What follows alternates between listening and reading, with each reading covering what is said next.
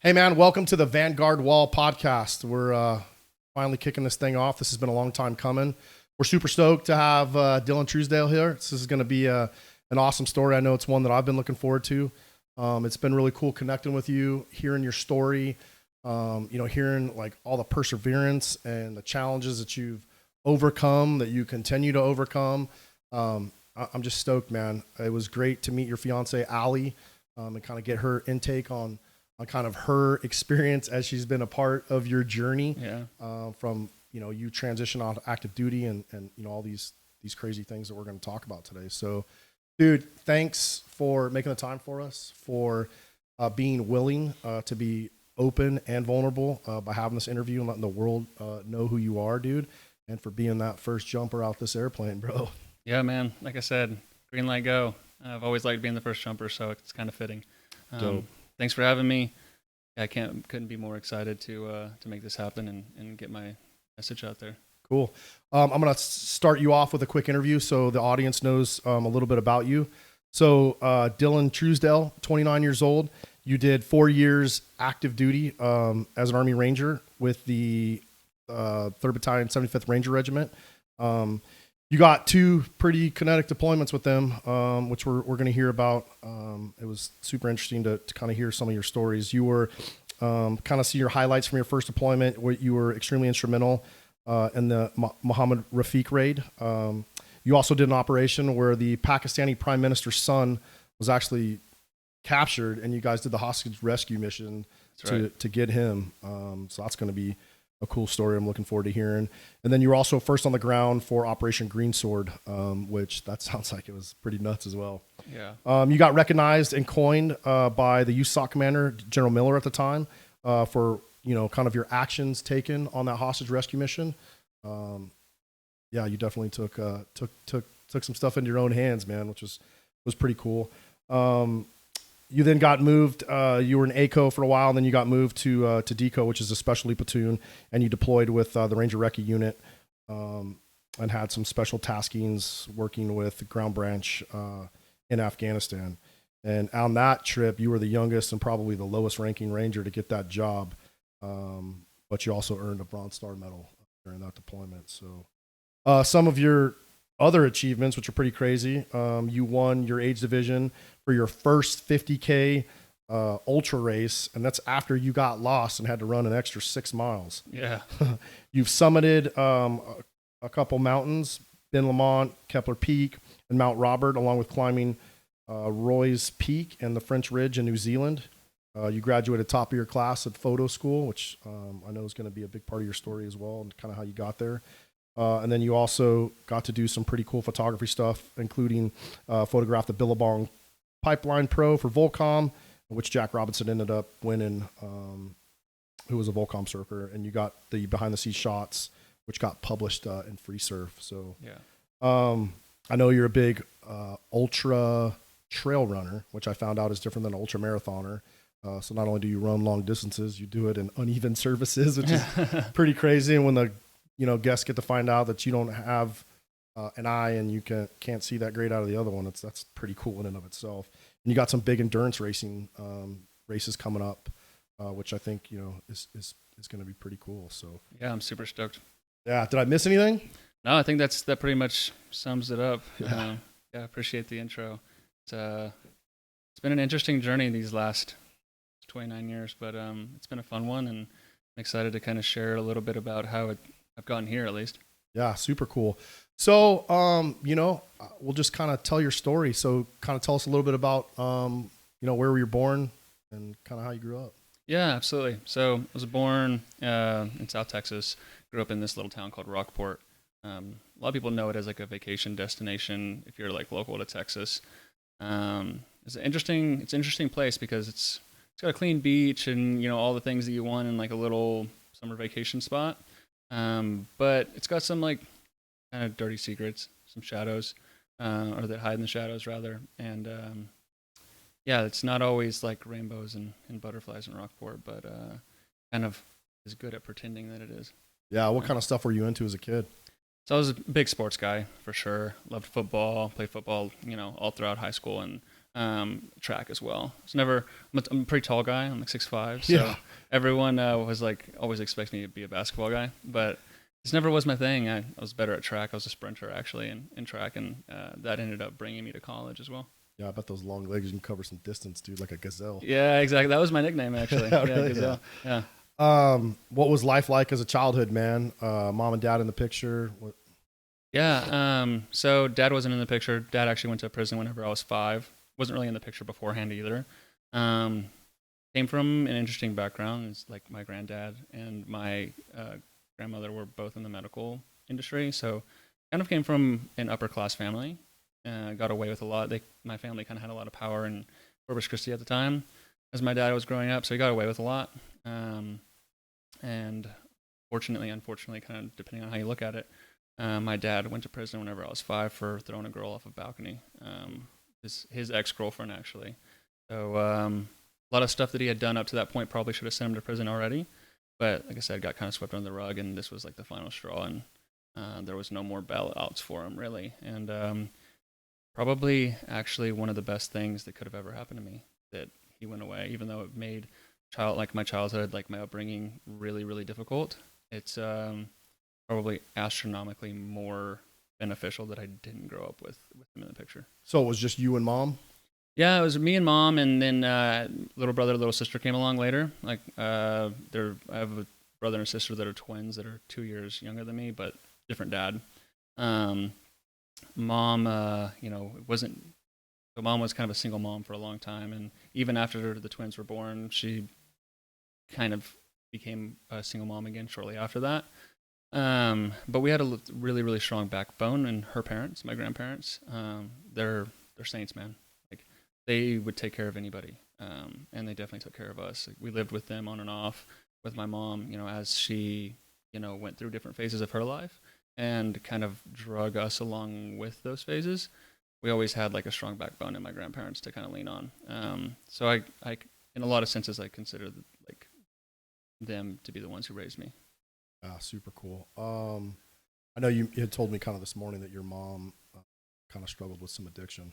Yeah. So she's an alcoholic for sure. She's gotten a lot better in her older age, and as she raises my youngest brother now, who's 16 years younger than me, she's gotten a lot better.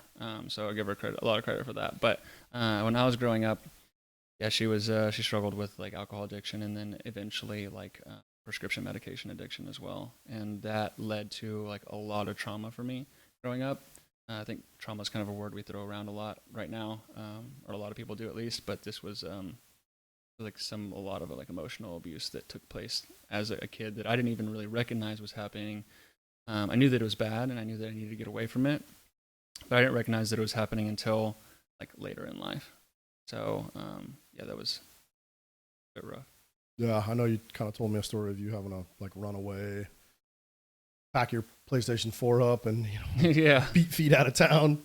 Yeah. So yeah, I by the time I was 13, man, I pretty much had it with the emotional abuse and the struggle, and I pretty much, there was one really bad episode, and I was like, I'm done with this. So at 13, packed my bags, threw a couple pieces of clothing in a backpack essentially, and then threw my PlayStation on top of that because, of course, 13 years old, you need to have that for sure. It's Can't a priority. leave home without it, bro. Yeah. And then started, making my way towards my grandparents' spot, which was about 15 miles away. Made it a solid 4. And then kind of pulled over at a Walmart and gave them a call, and they came and scooped me up. So your first road march was at 13. Yeah, pretty much, exactly. High school, what was that like? High school was for all intents and purposes pretty good. There was some shady moments just because, when you grow up without structure and you grow up without clear guidance, you can get in trouble, especially as a young man. And I did. I had my fair share of that. But sports kept me going in the right direction. And because I was pretty decent at football, but I was really good at track. And that kind of provided an opportunity for me to get out of Rockport. So I leaned really, really hard into that. And I had a teacher and I had a coach that saw a lot of potential in me, and they made sure that I kind of stayed on the straight and narrow. So I had an English teacher, Miss Manovsky. I'll never forget her. She actually died of breast cancer while I was still in school. But I was never like paid attention or like, focused on my academic parts of school. And she like took a special interest in me and brought me in every morning before school started and made sure that I like kind of had my head screwed on straight. I think she knew what I was going through at home. And because of that, I started paying a lot more attention to school and my grades improved a lot. And that ultimately provided me more opportunity for scholarships for my track thing in the future too. When it comes to sports, like my coach, Coach Stevenson, never forget that man either. He was actually in the Army himself. So he had some good insight in that regard. But he was my track coach and he knew that I could go the distance and really change my life if I just was diligent enough. And so he knew I also had the propensity to work hard. So he pushed me. He pushed me really hard. He held me accountable. And I think if it wasn't for those two people, and a little bit of God also, I definitely wouldn't be sitting here. Yeah, that's cool to hear you say that, right? Because I think teachers and coaches, they don't get the credit they really deserve. I know that people forget an impact that they can have, especially these teachers. Half of them don't get paid enough to deal with the stuff that they have to deal with nowadays anyway.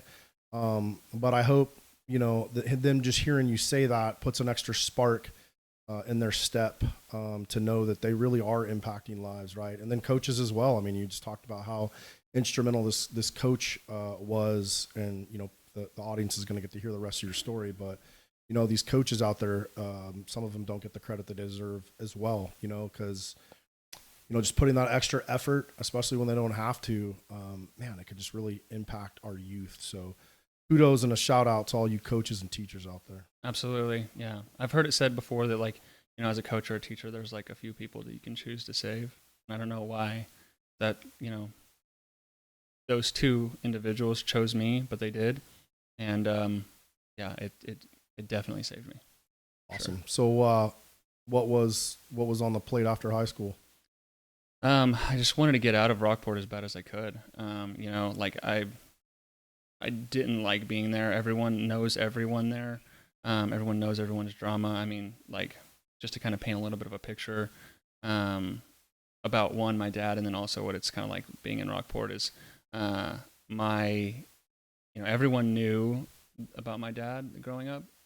Even like my second grade teacher, when my dad went to prison, my second grade teacher pulled me aside and was like, "I'm so sorry that your dad went to prison. He was like such an amazing guy." Right? So this is like the lies that he spun, right? Yeah. Throws a girl off of a balcony, a 2-story balcony, almost kills her. And my second grade teacher's apologizing to me because she thinks he's a good guy. What kind of sense does that make? And then, that was apparent like throughout my whole life. People knew my mom, people knew my dad, people knew my whole life story, and I didn't even know my life story. I mean, we had an incident one time, like when my dad got out of prison, things were like kind of cool for a bit, but then they just really started to grade really quickly. And he'll try to control anything that he can kind of try, or anything he thinks he can get his hands on, he'll try to control it, especially his family. And I remember like, I'd been living with my grandparents since I was like 13. And he didn't like that. For whatever reason, he decided that wasn't what I should be doing, even though he never played a role in my life, never wanted to be in my life in the first place, and then spent the last 15 years in prison.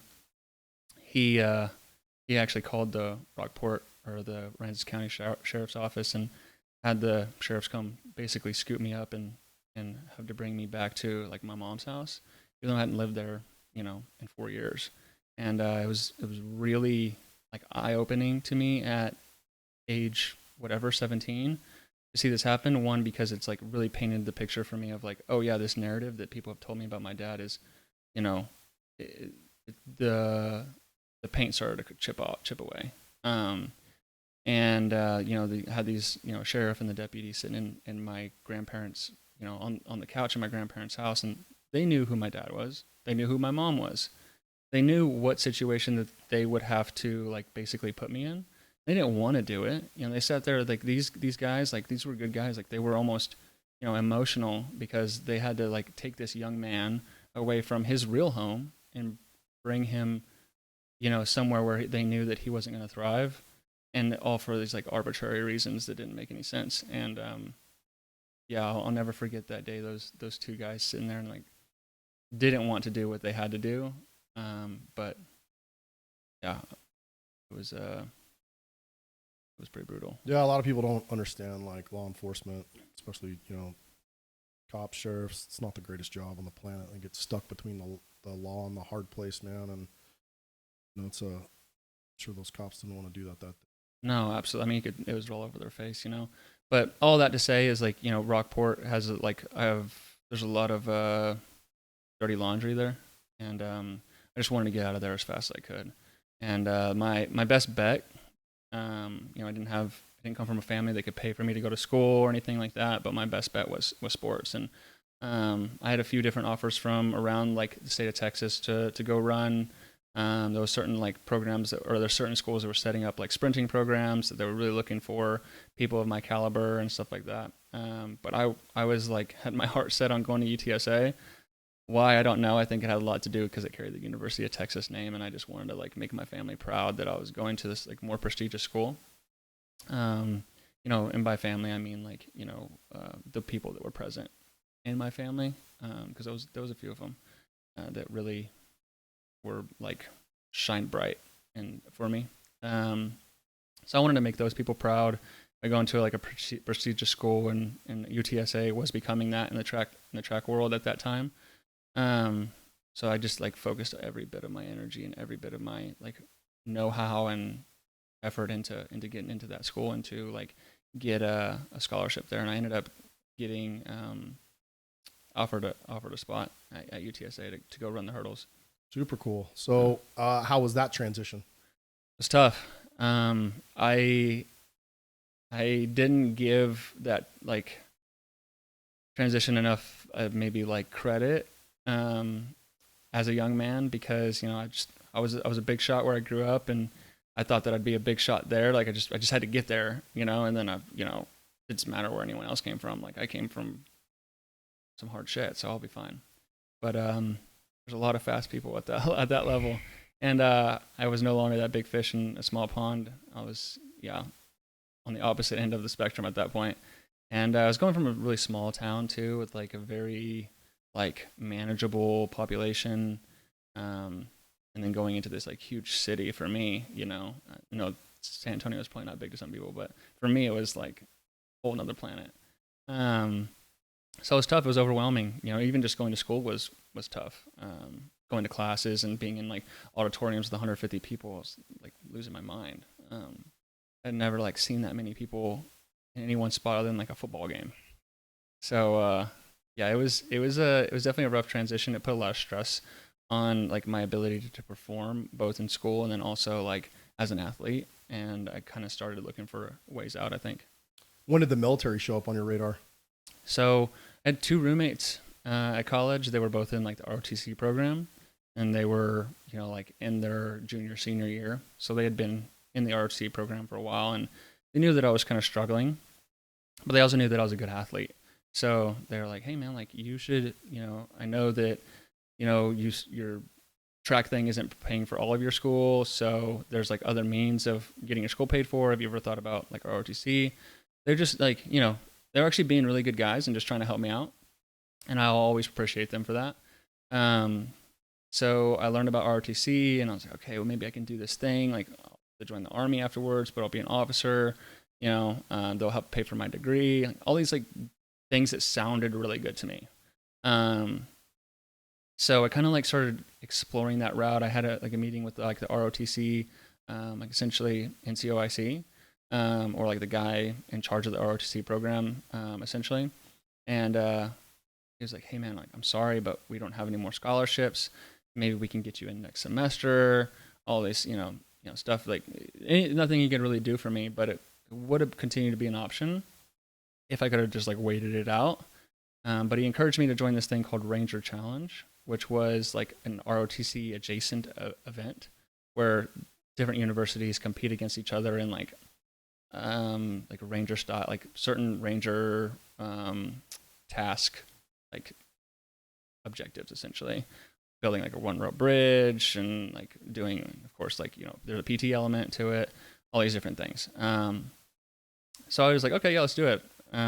So I did that to kind of like build up my like a little bit of respect, or get myself noticed essentially by these people, so I could get this like scholarship. And it was pretty good at that. But the guy who was like kind of overseeing that was a former 275 guy, and he was like, why are you here, man? Like, what are you doing here? Is like, why don't you just enlist and go get an option 40 and go into Ranger Battalion? Like, that's what you want to do anyway. So, I kind of took that into consideration, and it kind of bounced around my head for a while. And ultimately what kind of happened is I left, school after about Thanksgiving break, because I just couldn't handle it anymore. It wasn't for me at the time. I just needed something different.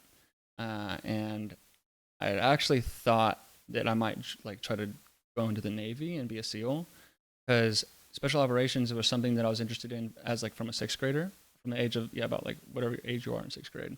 My uncle had gotten me a copy of Lone Survivor. I read that. I was really big into, American Sniper, Chris Kyle. So Navy SEALs were idols to me, something that I wanted to do. Why I never walked into a Navy recruiting office, I have no idea. But I think the influence from my roommates, and then that 275 Ranger who kind of put the bug in my ear a little bit, influenced me just to walk into that Army recruiting office. And I heard about these Ranger things, what is this? And I had no idea what I was getting myself into, but that was kind of the start of my military career. Nice. Can you explain what an option 40 contract is? Yeah, absolutely. So that's what I went into the Army with, was an option 40. And it's basically in your contract that as long as you continue to pass your training, you'll at least get to go to Ranger Assessment Selection Program. So there's some check marks you have to make before you get there. For instance, of course, basic training. If you're a non-11 Bravo MOS, which 11 Bravo is an infantryman, then you have to go pass your AIT. So whatever specialty you just go into, for me was Commo. You have to go past that school, and then after that you go to airborne school. You have to pass airborne school.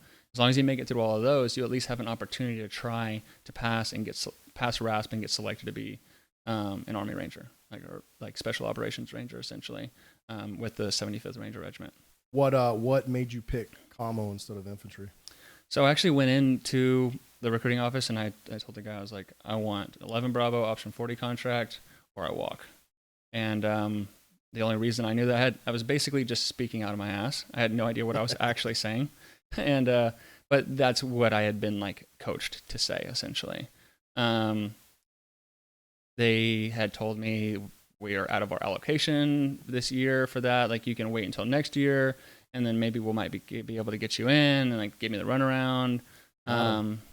Say that again. Got him. Yeah, exactly.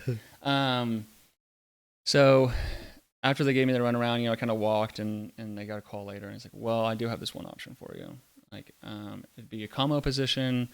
Come back in. I'll kind of give you the rundown. So I was like, just to let me be a Ranger? And he was like, yeah, it sure does. So I was like, all right, I'll hear you out. I went, and then kind of got the rundown of what it meant to be a radio operator, and kind of saw that you still combat MOS. You still get to be in the fight, and showed me a bunch of cool high-speed videos. That's really when it got me. And I was all in. I was like, okay, as long I wanted to get, being back in Rockport, the place that I had been trying to get out of my entire life, I wanted to get out of there as fast as I could. So I jumped on that option 40, even though it was Commo, it wasn't exactly what I wanted to do. It was an option. It was a way out, so I took it. How quick did you ship? So I signed that contract, I think, in a little bit before Christmas, and then I was my first day of basic training was actually Chris Kyle Day, so February 2nd, and I was that actually gave me a lot of motivation to make it through the whole program. What year is that? That was 2015. Yeah, so you're coming in, man. We've been at war for 14 years. So you did you know coming in joining the Ranger Battalion, like you were gonna be in the fight? Somewhat. Like I knew that Rangers like brought the fight, but I didn't know exactly in what aspect they did, and I didn't even really understand where I was going. I just knew that if I continued down this road and I continued to pass and not quit and not essentially fail or give up, that I would be able to be a part of an like more elite organization, which is like something that I always like strive to be just in general. I always like to be like uncommon. So I knew that I just needed to continue down the road, and then it would like make itself apparent as I like got closer. But even when I was in basic training, I would ask like some of the the drill sergeants and stuff like that, like, do you know much about this? Like, I might have an option 40. Nobody knew what I was talking about, which I thought was really weird. So for a long time, even whenever I was like in AIT for Commo training, I would ask and people didn't know what I was talking about. It wasn't until like towards the end of my AIT where we got sat down by like a Ranger liaison, and he was basically, he gave us like a brief of like what we can expect for like the next steps. And that's whenever I realized it's like, oh, okay, this is what kind of program, this is like where I'm going. It's Ranger Assessment and Selection Program. If I pass, I'll be a part of a special operations unit, and we'll get to do cool guy shit. How was basic training? Basic training, I had a lot of expectations going in. I did quite a bit of like training on my own before I went, and I found it to be like pretty soft, to be honest. No shade towards anyone who struggled through basic training, but yeah, it was a bit on the softer side. I had a similar experience. I grew up with my stepdad had been in the military, and it's pretty rough to train. Get yelled, smile. I'm like, man. Yeah. So yeah, I can relate. What about AIT? AIT was really cool in the sense that it like, we had a little bit of off time. We were limited to what we can do in our off time, but it gave us option 40 guys. Like we found each other. We saw each other out, and it's like we found each other pretty quick. And once we did, it gave us an opportunity to kind of train on those off times. So like we were, reading the Ranger handbook. We were, going out on like our own like runs or going to the gym and training, and like we kind of built a little like option 40 community. And because like you have more free time in AIT or just like free time in general, we were able to kind of like start taking steps towards like that goal. When you talked to that Commo supervisor, I think you said he had screened for a special missions unit. Did that kind of change like your mindset? Like now that you know you kind of where you're going and what you're doing a little bit? Yeah, absolutely. So it definitely was like reinvigorating, because up until this point, like I said, not a lot of people knew where I was even going or what I was doing. There wasn't even like another option 40 guy in my basic platoon. So I was starting to kind of think like, did I just get like swindled essentially? Like it's like all this hype of like getting to go like do something cool, and then it was actually just like bullshit. So I not necessarily lost motivation, but I was afraid that I had got myself into something that I like was going to regret. But then once we talked to that liaison and he kind of gave us the 411, I was like, oh yeah, this is what I signed up for. This is going to be sick. So it definitely reinvigorated our, not just mine, but all of our like fire, like stoked the fire for sure. Yeah. Cause you guys are well aware, the war on terror is kicking, and yeah, man, I'm trying to think of what was going on in 2015. Yeah. So you go to basic, where'd you go to basic at? I actually went to basic at Fort Jackson. So in South Carolina. Where was Commo school? That was in, gosh, I'm blanking on the name, Fort Gordon, Georgia. Okay. So you're bouncing. So you're in Georgia, and then you go to jump school, Benny? Yep. Exactly. Yeah. So just 3 weeks, keep your head down.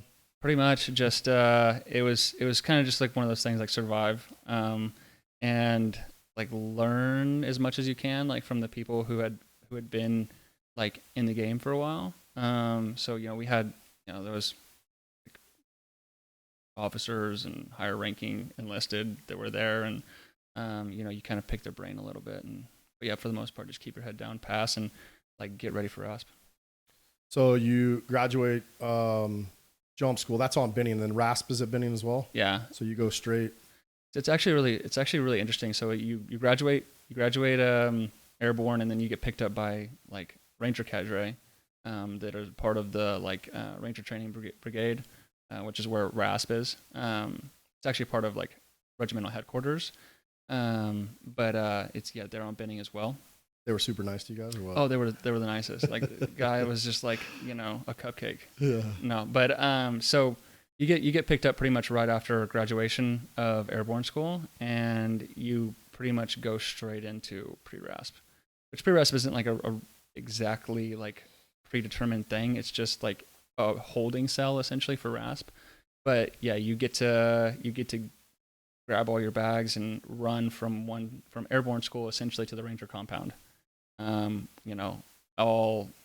look like a shit sandwich, but you end up getting there, and it's just pretty much just getting some fun exercises in. Yeah. How long was RASP? So RASP is 8 weeks. So the first 4 weeks are just typically to kind of like weed people out, and then so essentially the first month is more of like like a weeding out process, and we have like a final FTX towards the end of it. That's like a lot of people know about Hell Week, similar concept. We call it Coal Range, basically Coal Range is like our FTX of like this is. If we need to get 40 people to quit, they're going to quit at Coal Range. So it's a lot of land nav, a lot of, there's like no sleep. There's hardly any eating. That's what kind of like differentiates it a lot from, like SEAL training, which I think, I could be wrong. And if I am wrong, feel free to correct me, anybody. But I think during a lot of SEAL training, even during Hell Week, they feed you a lot so you can keep going. But in RASP, and specifically in Coal Range, like you don't eat, you don't sleep, you don't eat, you do a shit ton of land nav, and they just beat the shit out of you. So that's fun.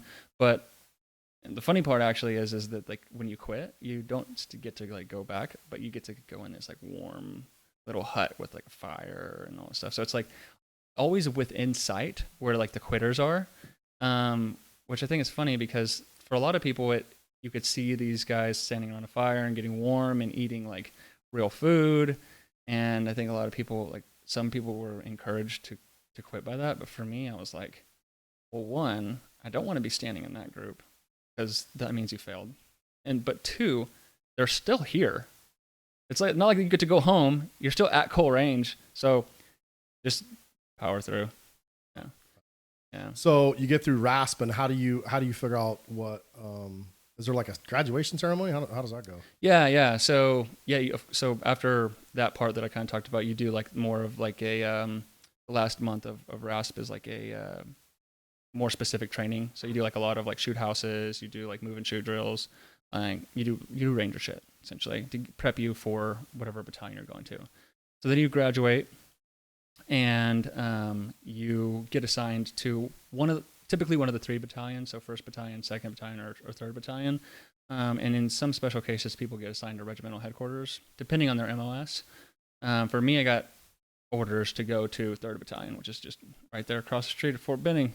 Don't get to go to anywhere cool. All my friends got to go to 275 up, in JBLM, and I was stuck in 375, just like I said, right around the corner. But nobody really wanted 375 because they knew how hard it was, and also that it was like closest to the flagpole, so they kind of maintained like the highest level of discipline. Later on, I really appreciated that I got to go to 375 because I think that they do it the best. And I think that pretty much everyone knows that we do it the best. But so I got orders to go to 375, and as a commo guy, you go into the S6 shop right off the bat just to kind of get squared away before you go actually down to the line, because we have different radio equipment than you would learn at AIT. So you had to get like spun up on that. But I was a really diligent worker, and I worked really hard and had a good attitude and a good mindset. So they sent me to the line like pretty quick. Nice. How were you received at at 375? Yeah, so a lot better than a lot of my peers that were 11 Bravos. I, going to the S6, like there's a little bit of hazing, but there's not really that much. Not like infantry private going straight into the line. Those guys really take a beating, and I respect them for like continuing to not quit after that. Now the one thing that this does create is like it creates like kind of a little bit of a negative attitude amongst like the infantrymen on the line and like the RTOs. So eventually the idea is, as an RTO, you go from the S6 and you get placed at a line company, and then you become like a PL RTO. So you get assigned to a specific platoon. For me, that ended up being 2 Alpha. And a lot of the guys just in regiment in general, but then also specifically at my assignment at 2 Alpha, have a really negative viewpoint of RTOs, because it's like, oh yeah, a lot of RTOs slip through the cracks. So I understand where they're coming from. But I wanted to kind of change the narrative a little bit of that.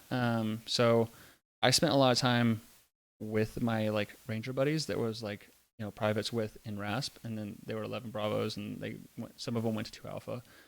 So I'm like I re-met them there. And so I spent a lot of time training on the line, like doing infantry guy stuff. And that basically opened up the door for hazing for me too, because no longer am I a Commo guy hanging out in the Commo cage. I'm like out doing stuff with like the boys essentially. And that kind of mentality hadn't been brought from a Commo guy in a really, really long time. So I garnered immediately a ton of respect, and I kind of changed, like I said, the narrative of like what these guys like thought Commo guys were. And that was like my goal, was to kind of not necessarily have like Commo people have the most like negative. Yeah. What's a normal day in the Ranger Battalion on a line, a line platoon? Yeah, it kind of depends on like the like what, like if you're in training block or what, kind of what stage you're in, kind of categorize it. But for all intents and purposes, what people probably want to know about is like when you're actually in train up for deployment. They call it like a training cycle essentially. Typically, I'll give you like a quick like day in the life of, we usually would have like a later work call. So we'd arrive in the afternoon, you get chow, whatever.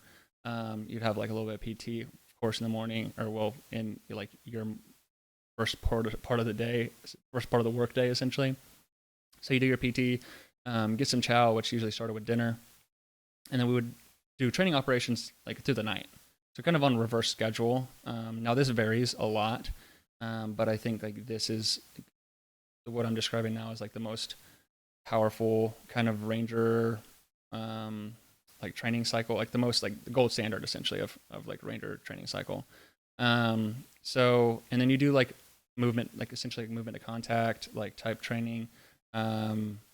So that could mean basically, you get, in this case, like, well, I was going to say dropped off by bus, but that actually rarely happens. But a lot of times, you go out to the airfield, get picked up by Chinook, you fly around the forbidding AO for a while, they drop you back down in the woods somewhere, and then you're like conducting like a movement to contact training. So you're like maybe have like let's say a 5-mile infill. So you like infill to a target, and then you go through like essentially like the drills of like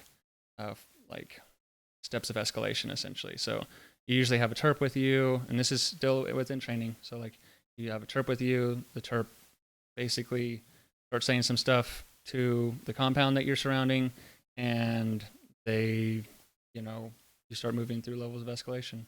They don't come out, the bad guy that you're looking for doesn't come out, then you start throwing 9-bangers in there. And then if that doesn't work, then you're busting down doors. There's like, I can't remember what it is, like how exactly the levels of escalation like kind of go now, but I was kind of instrumental in that, because as an RTO, you have to communicate to, the jock and basically say like, hey, they're not responding to this. Are we allowed to have clearance go to the next level? Yes or no? And then you're destroying information out to the platoon essentially, basically what the jock is like allowing you or not allowing you to do. Yeah. So just so the audience can understand too. So, you are a radio man for a platoon and you're working directly with the platoon leader. So wherever that platoon leader goes, you're kind of going with them and you're on the radio communicating with the jock, which for those you don't know, that's the Joint Operations Center. So there's a command element in the rear that's probably has ISR up watching you guys, depending on, where you're at, what you're doing. Exactly. So you're kind of like this instrumental person distributing information from the command team to your platoon, and then from your platoon back to the command team. How did that feel like, just having the responsibility of that? Was it cool? Was it? It was definitely cool in a way, because like you're like so like spun up on what's going on and like how the operation is working and how everything is unfolding.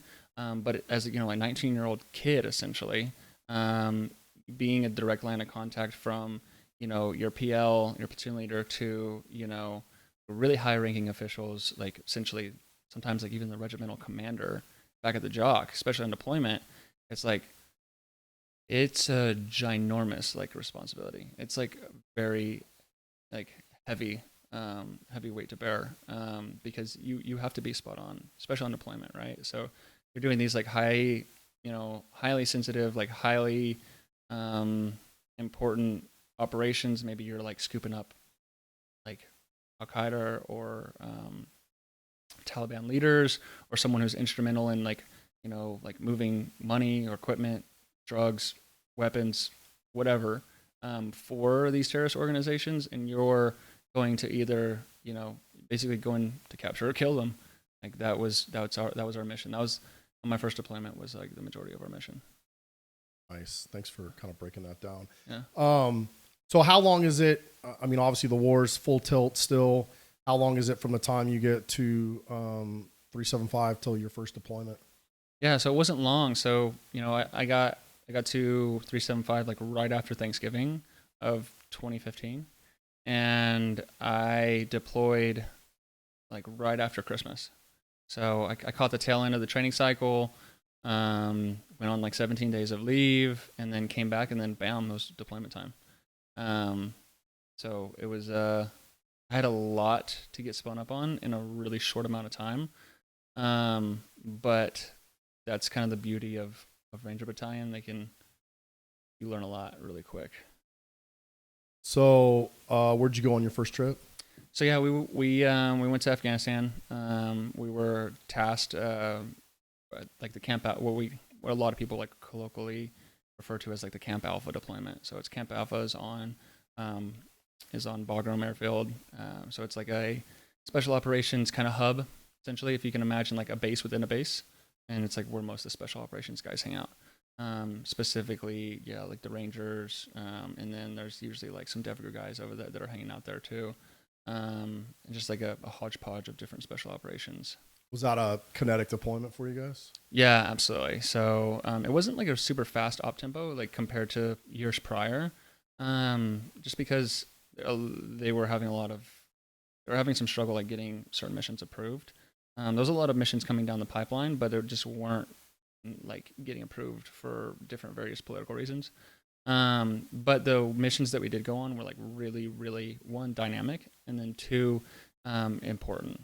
So we kind of like almost shifted gears a little bit, rather than just going out all the time to do like these little jobs here and there. We were like going out on like really, really specific taskings to do like big boy jobs. Which was really cool.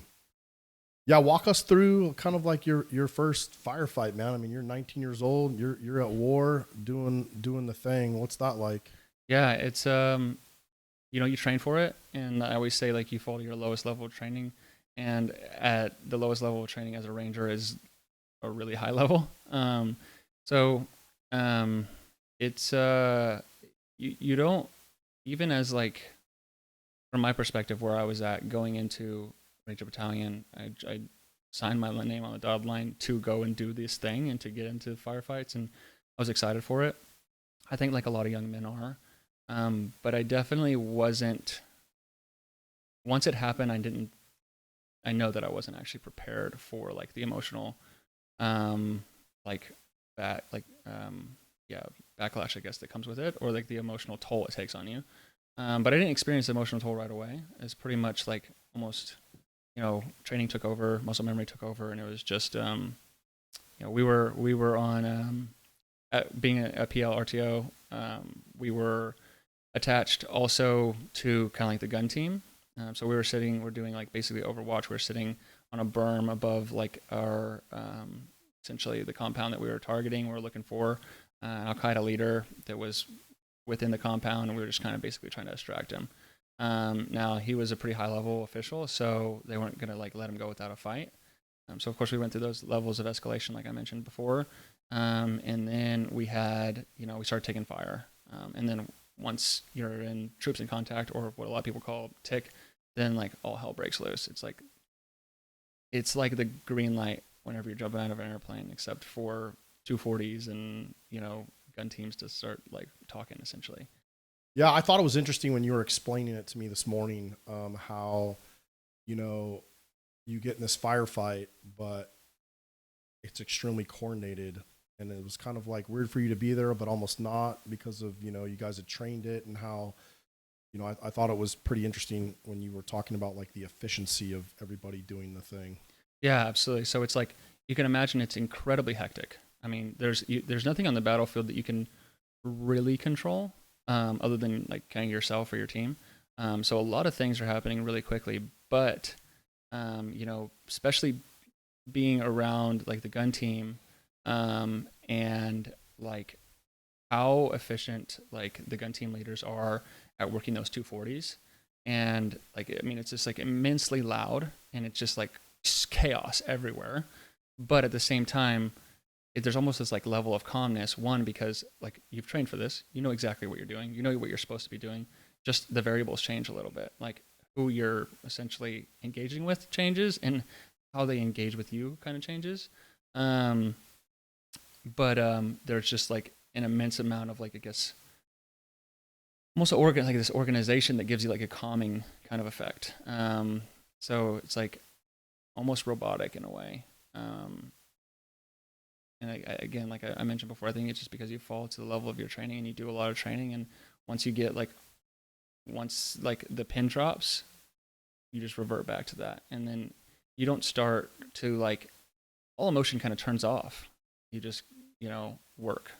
You're just at work, and then like later on, whenever the dust settles and stuff, that's whenever the emotional part sets in. Did you have any other duties besides just being an RTO? Yeah, so one thing, you're a gunfighter first, especially, anybody. And if you're on target with a Ranger Battalion, you're a gunfighter. That's the first and foremost. So, of course, like even though I'm relaying information back to the jock, I'm engaging with the enemy. And it's interesting because, lots of rounds are being sent down target or downrange.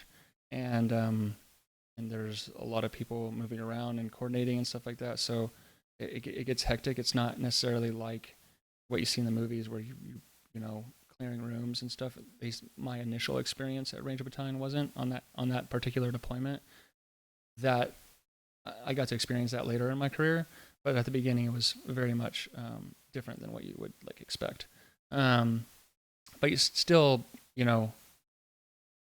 sending rounds downrange at a human being is, while it maybe not takes a toll on you like right away, when you start thinking about the implications of it later, it's and you start actually seeing the carnage that it creates, it eventually takes an emotional toll on you, especially coming from an RTO's perspective, where one of your duties is to gather photos, information for like sit reps, because you write a part of the sit rep or the after action review, AAR for those of you who know it. But so you're gathering a lot of photos, and you're documenting pretty much everything. So you can imagine like the enemy at the time, they don't fight fair, they don't fight cleanly, they don't fight with any kind of moral anything. So they'll use just about anything to do what they need to do, and if that means pulling their wife and children in front of them as they try to escape and use them as a human shield, they'll do it. And whenever you're a 19-year-old and you have to document that, what it looks like for a kid to get split in half by 240, fucks you up. Yeah. I can imagine. Yeah. I know that first deployment, I know you said you guys were pretty kinetic. I think, was that the deployment where there was a Pakistani, I think the prime minister's son was captured, or? Yeah, exactly. So there's like this mercenary network. I can't really remember what it's called now. But Connie's? it could be, you know, I don't want to say yes and like be lying essentially, but they captured the Pakistani prime minister's son. It was like, you know, kind of like in the in-hour kind of notification type deal where it's just like, hey, we got to spin up, like we got to go grab this guy because they're taking him. We don't know where they're taking him, but if we don't get him within like our area of operations, we're not getting him. And it's just going to be a whole bigger mess.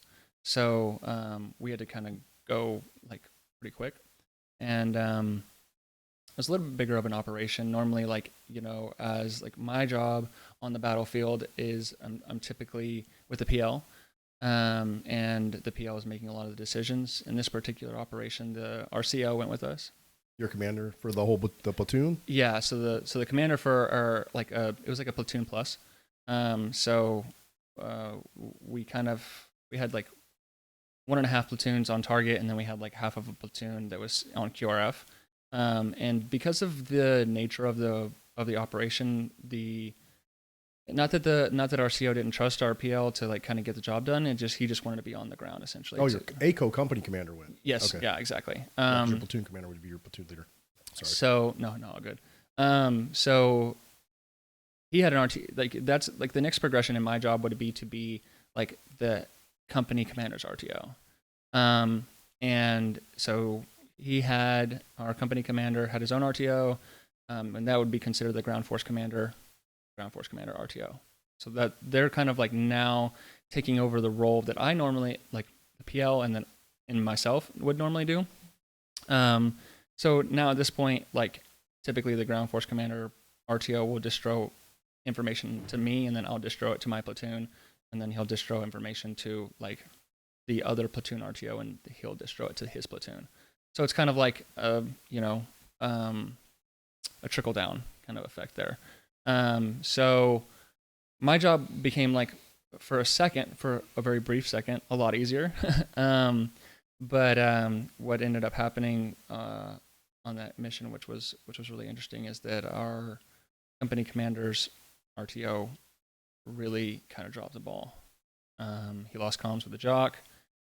Hugely like, you know, important that we're having communications with the jock, because they're basically feeding us information from ISR, and they know where the kidnappers or the mercenaries, whatever you want to call them, and the Pakistani prime minister's son is. We don't know where they are. We know where we're going, kind of, but they're also putting us on, you know, putting us on them, and they're also mitigating like risks, like you know, obviously these people. It's not just two guys that have kidnapped this other guy, and you know they're part of an organization, so there's a lot of risk that goes in it, and they have, you know, people that want to stop us from getting to them. So on that trip, you guys took a helicopter assault force out? Yeah, exactly. So we got dropped off like a couple of clicks from the compound that they were holding the Pakistani prime minister's son in, and then I mean they knew we were coming, so like pretty much upon Exfil they started moving. And then so we were basically hunting them down and trying to get to them before I said like they crossed over into like a different AO, which I don't know how like politically that would work, but where they were going, we weren't able to operate in. So things would have got a little bit messy. So once they kind of left the compound, we had to kind of change tactics a little bit. So we're basically tracking these guys down with the use of ISR. And so they're on foot and you guys are on foot. Yeah. Oh wow. Yeah. Difference is that we have a lot of stuff on our back, and they have like nothing, and they're pajamas and an AK. Yeah, exactly. And they know the terrain. They have their little networks that they, you know, use to, facilitate these like, hostage exchanges and stuff like that. So that they know where they're going, and we don't. But like I said, it's not just them alone. They have a team of people that are, working to actively stop us. And really interesting thing happened on that deployment or that particular mission where, like I said, the commander's RTO, he was unable to get comms in this like ravine that we kind of got funneled into, and which I mean, understandably, you got to have like communication with the satellite, and if you don't have communication with the satellite, you don't have communication with the jock, and but that's a no-go in this situation. You cannot. It's like one of the situations where you can't take no for an answer. You've got to fucking figure it out, because you're either going to get yourself or your team hurt or killed, or you're going to lose the objective. So me and my PL kind of took a little bit of Ranger sua sponte, as we call it, like of our own accord, and we moved into a position, a little bit of a compromised position, but we moved into a position where we could get communication with the jock, and it was a little bit out of, I don't want to say out of line, but it was interesting, but I think it saved a lot of lives, and it ensured the success of the mission, because we were basically walking right into an ambush and we had no idea, because the person who was supposed to be keeping communications on the ground basically just gave up. So just so our readers understand, so from my understanding, you guys take a helicopter assault force in. As you guys land, they know you're coming, so they start moving. Mm-hmm. So you guys are moving. Are you guys kind of in mountainous terrain? Oh yeah, absolutely. Yeah, big time mountainous. So this is northern Afghanistan. So yeah, it's pretty gnarly. You're like crawling over mountains and around cliffs and going into like these like deep canyons. And it's just it's very like unforgiving and like very rugged terrain. So ISR is tracking the target. The target goes mobile, and they're pretty much setting up an ambush on you guys because they know where you're coming through. Exactly. And they're essentially waiting for you guys. And you guys don't have comms with the bird, with the jock, with ISR, and you kind of are almost in the blind. And I'm sure this is at night, right? Yeah, absolutely. Yeah. So definitely all those things, and at night. And like I said, we had no idea what we were walking into. We had an idea, so we were like being like diligent and cautious, but also we were trying to get to these guys before we couldn't get to them anymore. So it was like kind of a split decision that like something had to be done at the moment. There was no more waiting that could occur, and luckily we had a couple guys that were a part of our sniper team that we would carry, that usually gave us like overwatch, and they were like, hey, there's a route up here, I'm going to take this route, and I'm going to kind of like double check on things. And he kind of gave us like hey, let's hold up for a second because I see movement. And we kind of paused, and that's whenever my PL and I made the decision, like, okay, we're going to push up a little bit, and then we're going to go essentially up. We're going to scale this terrain and get to a spot where we can see a satellite. And it was really just the command unit.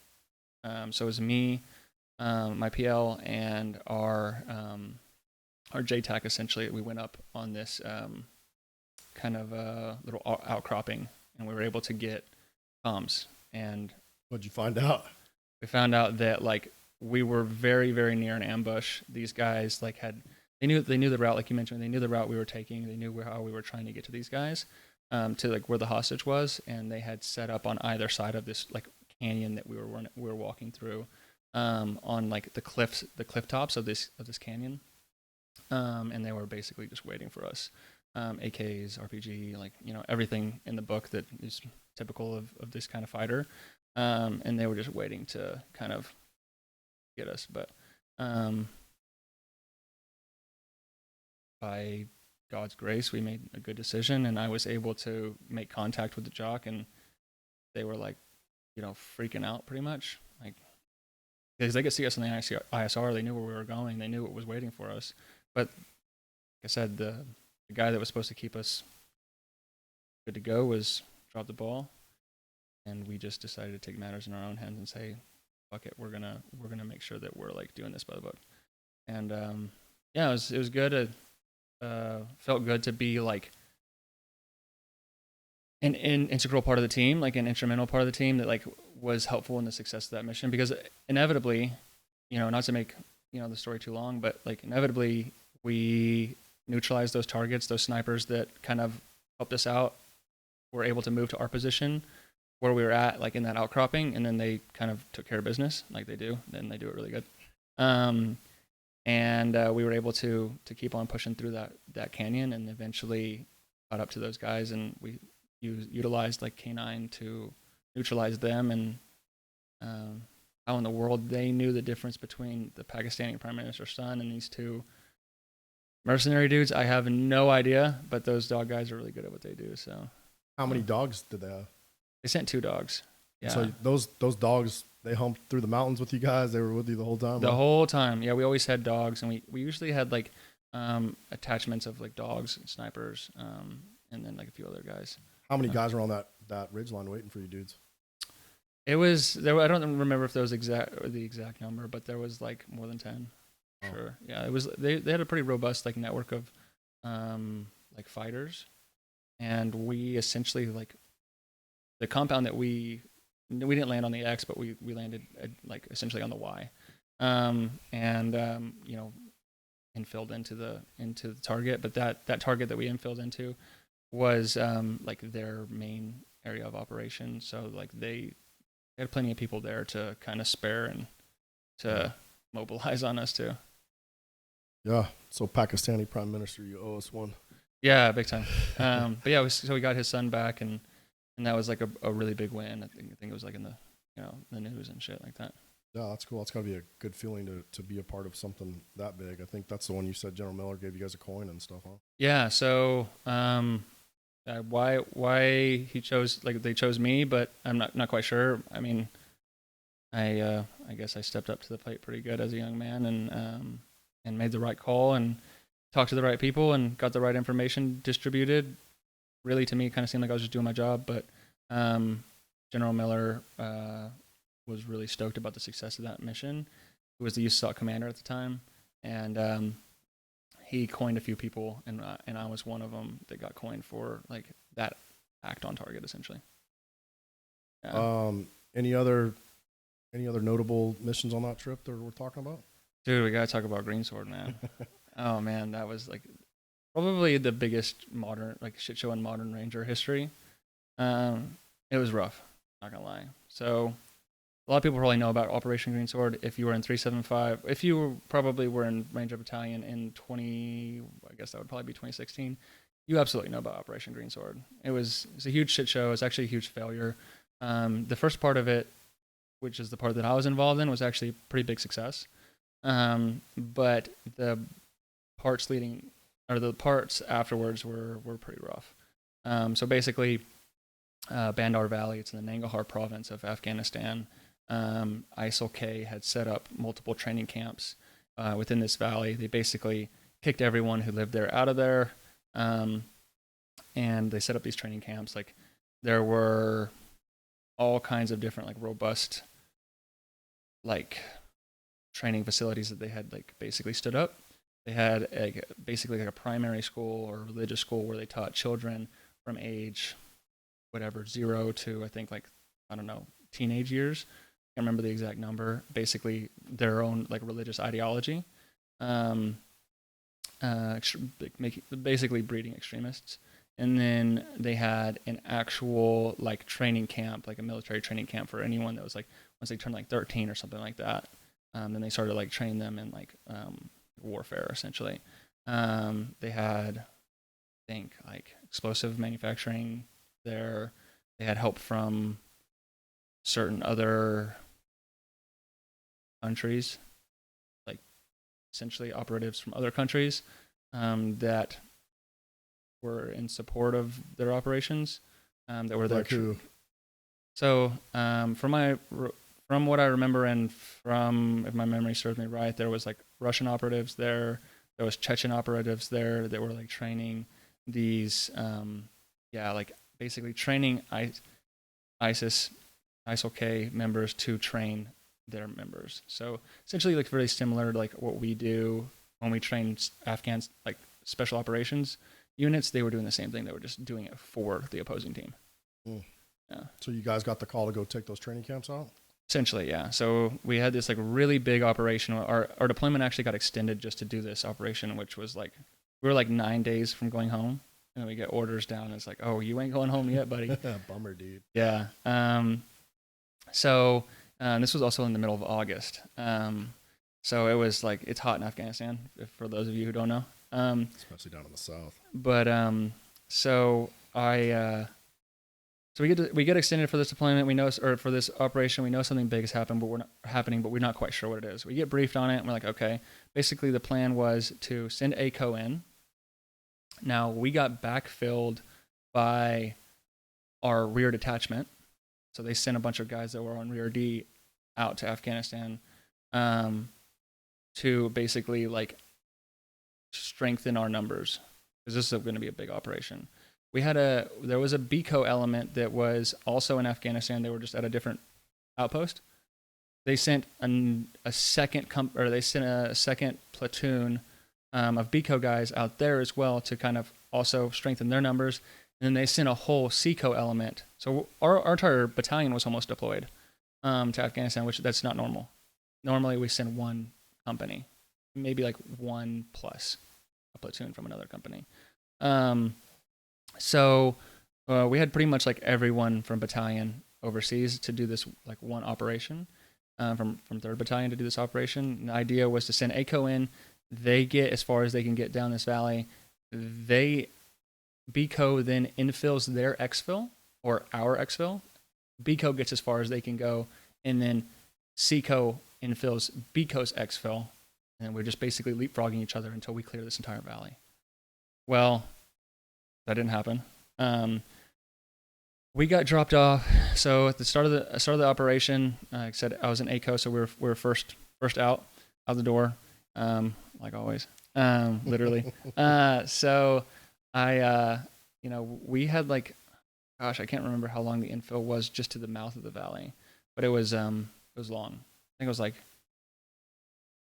I don't know, 8 miles or something. It was something crazy. They had to infill us like quite far away, because we had to be far enough to where we weren't like, basically, they didn't know we were coming. So it was pretty far. We had to walk in, and it was super hot. We had like this is ironic actually. The guy, just to like do a little offshoot side story, the guy who was the commander's RTO that basically quit on a mission, he got fired immediately. They pulled a new guy in, and then on this Greensword operation, the new commander's RTO, he ended up being a heat casualty and had to get medevaced essentially out. We didn't even make it to the mouth of the valley yet. So it was interesting. Like that position again. No wonder why RTOs have a bad name, because they always fail. Like a lot of them fail to do the mission, or to show up essentially. So me and another RTO kind of had to like flip flop, playing like the role of like ground force commander RTO. Again, luckily I had experience doing it already. But all that to say, it was hot. There was a lot of movement. There was a lot of moving shit around. And so we finally got to the mouth of the valley, and we just started clearing rooms. Were these compounds, like a bunch of training compounds? Yeah, a bunch of training compounds. At the mouth of the valley, there was it was still more like almost like barracks, you can imagine. Like this is where like when they weren't training, these guys were like living. So we were basically, we had a bunch of like air assets kind of soften the target right before we showed up. So for those of you who don't know, soften the target means basically they just dropped a bunch of bombs like right before we got there. So that kind of helped a lot too, kind of ease our transition into this valley. But so we started making our way through. We're like clearing these rooms and making sure that everything is neutralized, and we're like slowly like kind of leapfrogging. So there's 2 platoons out. It's like 2nd platoon and 3rd platoon that were like on this operation, and we're doing bounding overwatch, essentially just bounding over each other. And so 3rd platoon will push a little bit. Second platoon will push a little bit, and we'll just keep leapfrogging like that as we clear this valley. Were you guys getting in contact at all? All the time. Yeah, the whole time. Actually, really interesting story. We had a couple guys on 3rd platoon get like blown up by like essentially like grenades that they were just chunking down the mountain. They had little like huts built into the mountain. So as we're kind of doing this Overwatch, we got it wasn't the first time, but it was like one of the times we got troops in contact, and because it was kind of sporadic, these guys were just throwing grenades down essentially into the area we were at. And well, not me personally because I was 2nd platoon, but 3rd platoon, and some guys got really like fucked up, and we had one of my buddies actually, or not like close buddy, but call him a buddy at least. He actually got a Silver Cross or the Army Cross, whatever it's called, for like basically putting incapacitated Rangers on his back and carrying them out. Which was like crazy because we had a few guys that got, you know, basically fucked up pretty bad by those like grenades, those explosions. So that was like a new thing. I hadn't encountered like that level of like fight from those guys yet. Normally it's just guys walking around with AKs and RPGs that don't work, but these guys seem like they were better trained. Yeah, I guess that's kind of what I'm getting at there, is like these people, like they had like some tactics. They knew what they were doing. I mean, they've been being trained for the last however long they've been there, you know, and not just by like some Yahoo. They were actually being trained by like operatives. So anyhow, we clear out about like 12 miles of this valley, and you know, we had to do a remain over day. I think we were there for like 3 days until it was just like, okay, it's time for you to exfil, and then we're going to put Deco into your infill into your exfil. That didn't work out, and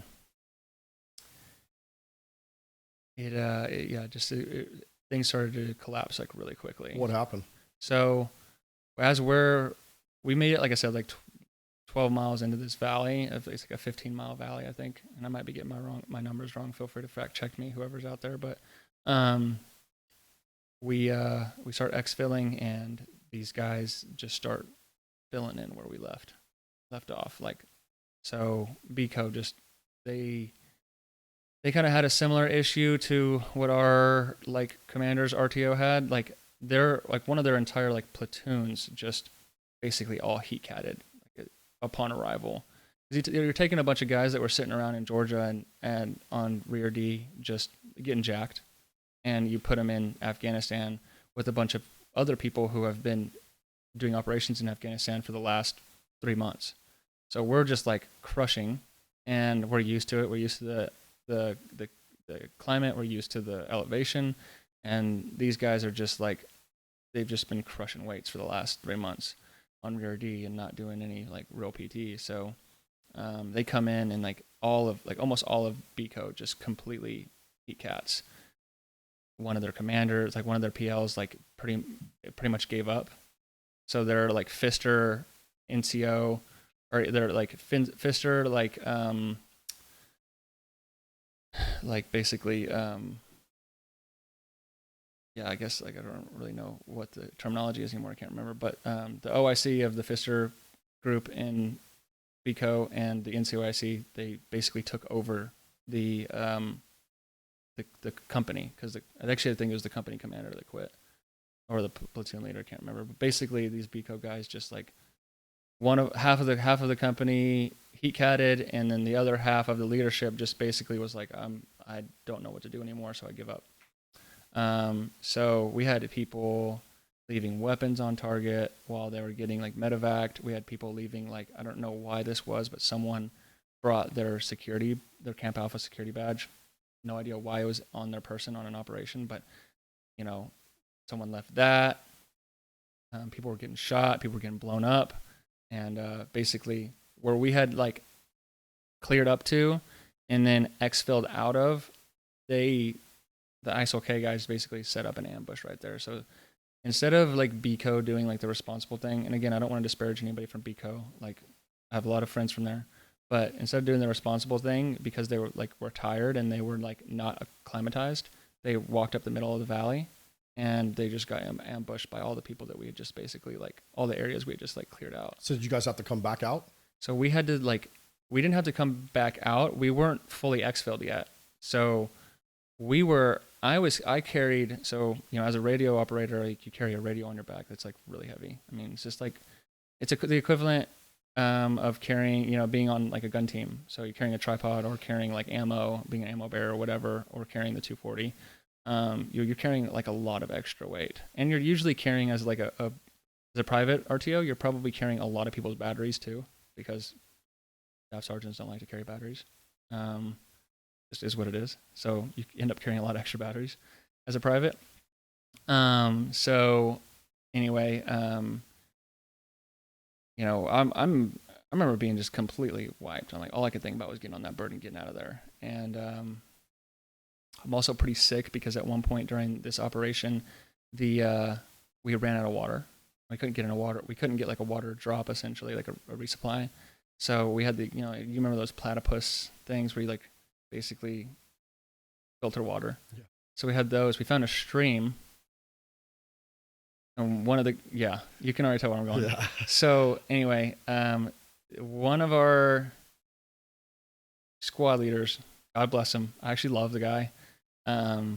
He fucked up the platypus, so he did it the wrong way. So we're drinking shit water out of this stream downstream of all these training camps, and we don't even know it. We think it's filtered, but it's not filtered. And so I'm feeling pretty ill at this time. I've just spent also 36 hours on this operation, like in the 110 degree heat. Just replenish yourself with doo-doo water. Yeah, exactly. And so I'm feeling pretty sick. And all these Deco guys are dropping out or getting shot or whatever. So we're exfilling these Deco guys with us. And like, I remember this one guy, he'd been on target for like 15 minutes and he's like so disoriented. He's like stumbling around. So not only am I carrying my shit, I'm now carrying this guy's like 240, like on my back. And I'm like walking. Sometimes when things get really, really hard, I think about that day. I think about that exfil. Whenever my life physically gets really hard, when I'm in an ultra race or something like that, think about that exfil, because I fell off of a cliff on our exfil because you couldn't see shit, and there was like all these ladders. You had to like climb down these ladders to get like basically the valley was like kind of terraced. I fell off like a fucking 10-foot terrace and onto like the next like kind of cascading level right on my back, because I was carrying my radio, a bunch of ammo, a bunch of like 240 ammo, and then a 240 that this guy couldn't carry, even though he'd only been on target for like 5 minutes, and he like heat catted essentially. I'm like, bless his heart. Yeah, exactly. And I'm just like, get the wind knocked out of me. I'm like, okay, I'm not dead. I think that was my first TBI. Not confirmed, but I feel like that probably sounds like it. Yeah. And then the VA will probably say not service connected. Yeah, likely. But so I'm like walking. We finally get through all this like shit, right? We get back into like kind of like the mouth of the valley where we had kind of where we had started clearing rooms and stuff, and that's where we're gonna get picked up. And I'm like finally we're in like basically, you know, posturing for like getting on the birds. Birds are coming in. And I'm like, oh, thank God, I don't want to carry this 240 anymore. I don't want to carry this ammo. And this Yahoo standing right next to me, just like stumbling to Exfil. And he's like carrying nothing. He's got like barely got his kit on his, you know, on his shoulders. Like, this fucking asshole, man. Like, I'm carrying all of his shit, and I've been here for 36 hours. I have no water, all this stuff, right? And one last awesome hurrah, like as we're getting in like Exfil posture, I fall into this fucking hole. I'm 6'5". I fall into this hole, and the only thing that's like sticking out is like the top of my head, I can like barely see. Damn. And I'm like, what the fuck is going on? I'm like, and it's like the hole gets deeper. I'm just like on a ledge. I'm like, you gotta be kidding me. I was so afraid that they were gonna leave me there. But I'd already reserved myself to the fact that like, okay, I'm getting left, but thank God I'm an RTO, so I can at least call like and let them know that I got left. But I'll never forget these two guys, Palma, who was kind of a hothead guy. I think caught a lot of flack for that, and then this other guy, Armstrong. They were both in 2 Alpha with me, and they grew to like me. They were both on the gun teams. They like one of them they each reached down, like got me under my like armpit and like pulled me out of this like hole. I was like, oh, thank God for these guys, because Did you guys actually get Exfilled? then we got Exfilled right after that, and then we got home, and I was like, there's no way I can go back out there. Or like, of course I wasn't gonna quit, but you know, I remember thinking on the way back, like, there's no way in 2 days I can go back out there. And thank God we didn't have to, because Deco got so messed up after our exfil that, you know, they called off the operation, just chalked it up to a failure. And it's a good thing they did, because like half of us had like dysentery from drinking shit water. So for the next like 4 or 5 days, I didn't eat anything. I couldn't eat. I couldn't drink. I couldn't do anything besides sleep and shit. And it was just like going through me like crazy. Oh, probably wiped out everybody. Wiped out everybody. Like everyone was just like laid up with like a fever and just like shivering, and it was. Did they level horrible. That valley? So two years later, like whenever President like Donald Trump was in office, he approved to drop like 2 Moabs into that valley. So even it still took 2 years to kind of clear that stuff out. Well, I'm sure after the withdrawal, they're all back there again. Yeah. Oh yeah, big time. But it was interesting because you know, at the time I was a private, and all my, you know, like people that I looked up to that, you know, were all, you know, tabbed like leadership. All they could say was, I would rather do Ranger School 100 times over than do that again, which gave me like a lot of motivation to like be like, wow, I survived that. I can fucking do anything. That was pretty cool. Yeah, man. So it sounds like all the dysentery, bro, wiped out everybody. Rough, brother. So I bet you were glad to get home after that deployment. Yeah, it was really good. Everybody was just like, thank God we don't have to go back into that shit show. And quickly, I got to go home, and I think we kind of unfortunately went home after like a really, really good deployment where we did a ton of really good work, but we went home like kind of with like our tails between our legs, unfortunately. But there was a few, you know, like standout moments that I think like kind of I was able to accomplish what I kind of set out to do, which was like give my position a little bit better of a name. And I almost like did it to my detriment, because then I was kind of locked into that, and like they were like, no, we can't lose you. You can't go to any schools. You can't go to do this or to do that. Like, you know, you need to be here training with us at ACO, because we need you. Yeah. Well, sometimes it's, you know, we're our own worst enemy. Relationship wise, are you? So relationship wise, I was seeing a girl at the time. I was seeing her over that deployment, and things were pretty solid. We got to go to Hawaii like right after I got back. She came from a pretty wealthy family, so she was like taking care of a lot of things, which was cool. I'd never experienced that before. You know, I'd never done anything. I'd never really even gone on much of a vacation in my life until then. So things seemed to be pretty good. I was like, had a successful deployment. Like my name was a prevalent one in the battalion, like within ACO at least. And I had garnered quite a bit of respect. I had a solid relationship going. I was getting to go to like some pretty cool places with the person that I was seeing at the time. And I was getting some good training in. So things seem to be like starting to head like in the right direction. Cool. Did you guys you just get home, take block leave, and then start the training cycle again? Pretty much, yeah. So like right into, you know, like we got back from leave, and then pretty much right into the training cycle, right into MLAT, which is like our annual like major training event. So multilateral airfield takedown. It's like the bread and butter of the Rangers. So we go and we'll basically take over an airfield in a foreign country, and and use it as like our own. So we train that every year. So we'll do it at different like airfields around the United States. And I think this particular year we were in like somewhere in North Carolina or something like that. So how long between your first deployment and your second deployment? So it was about, I guess it was about a year, maybe a little bit more. So I deployed at the end of 2017. So yeah, I deployed at my first deployment was at the beginning of 2016. My second deployment was at the end of 2017 and then into 2018.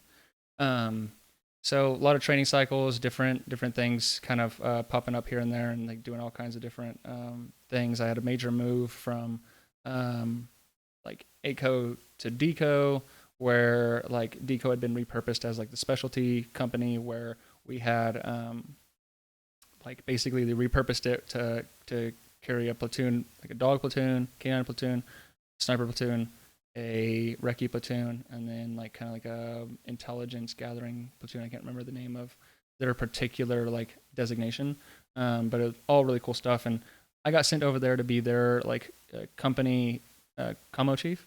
Again, I just happened to be good at my job and had a lot of respect, so I was able to like work my way into that position, and that was pretty exciting because it was a lot of new things with this like Deco repurposing, and I was getting to support like a variety of different operators, and that was really cool. But spent a lot of time mostly supporting the like recce platoon, even though they kind of had their own like RTO almost. I was still supporting them in a lot of different ways. Any what kind of training stuff are you guys doing? So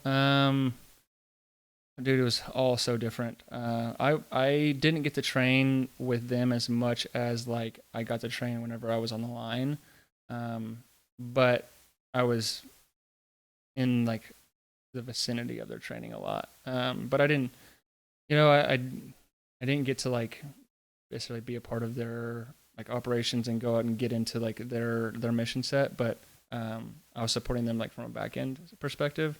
So they really like appreciated that, and like it opened up doors for me like down the line essentially. Did you guys get to cross train with like other tier 1, tier 2 units? Yeah, absolutely. So that was actually really cool too. We had because we were kind of part of this like specialty unit, we got the invite from Ranger Battalion. Every battalion sends a small unit to go train with like DevGru every year. And it's like a kind of a week-long training exercise where you kind of learn how to do like their mission set. So you do from them, you're learning from them how to do their mission set? Or? From them, like you do a little bit on your own, and then you like do a little bit with them. So you do like helo casting, you fly around in like ospreys. I don't know if this is actually what they do, but for whatever reason, we were using those god-awful birds. I remember rappelling out of those things, and like I could barely reach like the attachment point of the rope, and I'm 6'5". I'm like, I have no idea how the 5'7" guy behind me was able to rappel out of that nightmare of it. Take a running jump. Yeah, literally. But yeah, so we got to do a training with them, which was really cool because it kind of set me up for my next deployment. So this was like shortly after I went to Deco, and like I said, I was supporting all these different like units, and I was like kind of making a name for myself within that community of people. And like, again, I just was pretty good at my job. So they wanted to have me around. They were like, they needed an RTO to go to this training exercise with DevGru. And like, oh, we'll send Dylan because, he's going to show up for it.